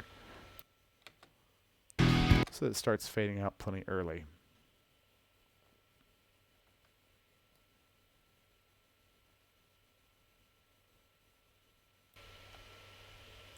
Okay, so now selecting the top, selecting the end. Of course, the other thing we could do would be to actually draw fades on all these, but I'm just going to let the master do it. And now it's time to bounce to disk. So let's real quick, let's save this as a selection. Bring back up that memory location. I'm going to hit enter. I'm going to call this bounce. This is not a requirement. You don't have to do this. But instead of making a memory location that's a marker for a specific point of time, I'm going to make it as a selection. Absolute time reference. Yeah, let's save our zoom settings, track heights, show hides, group enables, and choose OK. Now, the nice thing about it is, because we've just saved this as a selection and not as a piece of audio or a point in time, we can actually zoom all the way in. We could blow our tracks out to just something completely different so that nothing looks the same. And then with one simple click back to our bounce, or period 5 period, bam, we're back to this selection. Isn't that handy? Yeah, I like it too. So now we're ready to mix this out. File, bounce to disk, or Option Command B, or Alt Control B on the PC. Select that. I'm going to choose stereo A1 and 2, wave file, stereo interleaved. Let's do a 16-bit 44.1. Of course, we could use dither or something on the output, but that's really more for advanced DVDs. And for now, we just click bounce, and that is going to be it. Save as. Let's put it actually. I'm going to put it right here in the mixes folder. Call it demo mix. Save.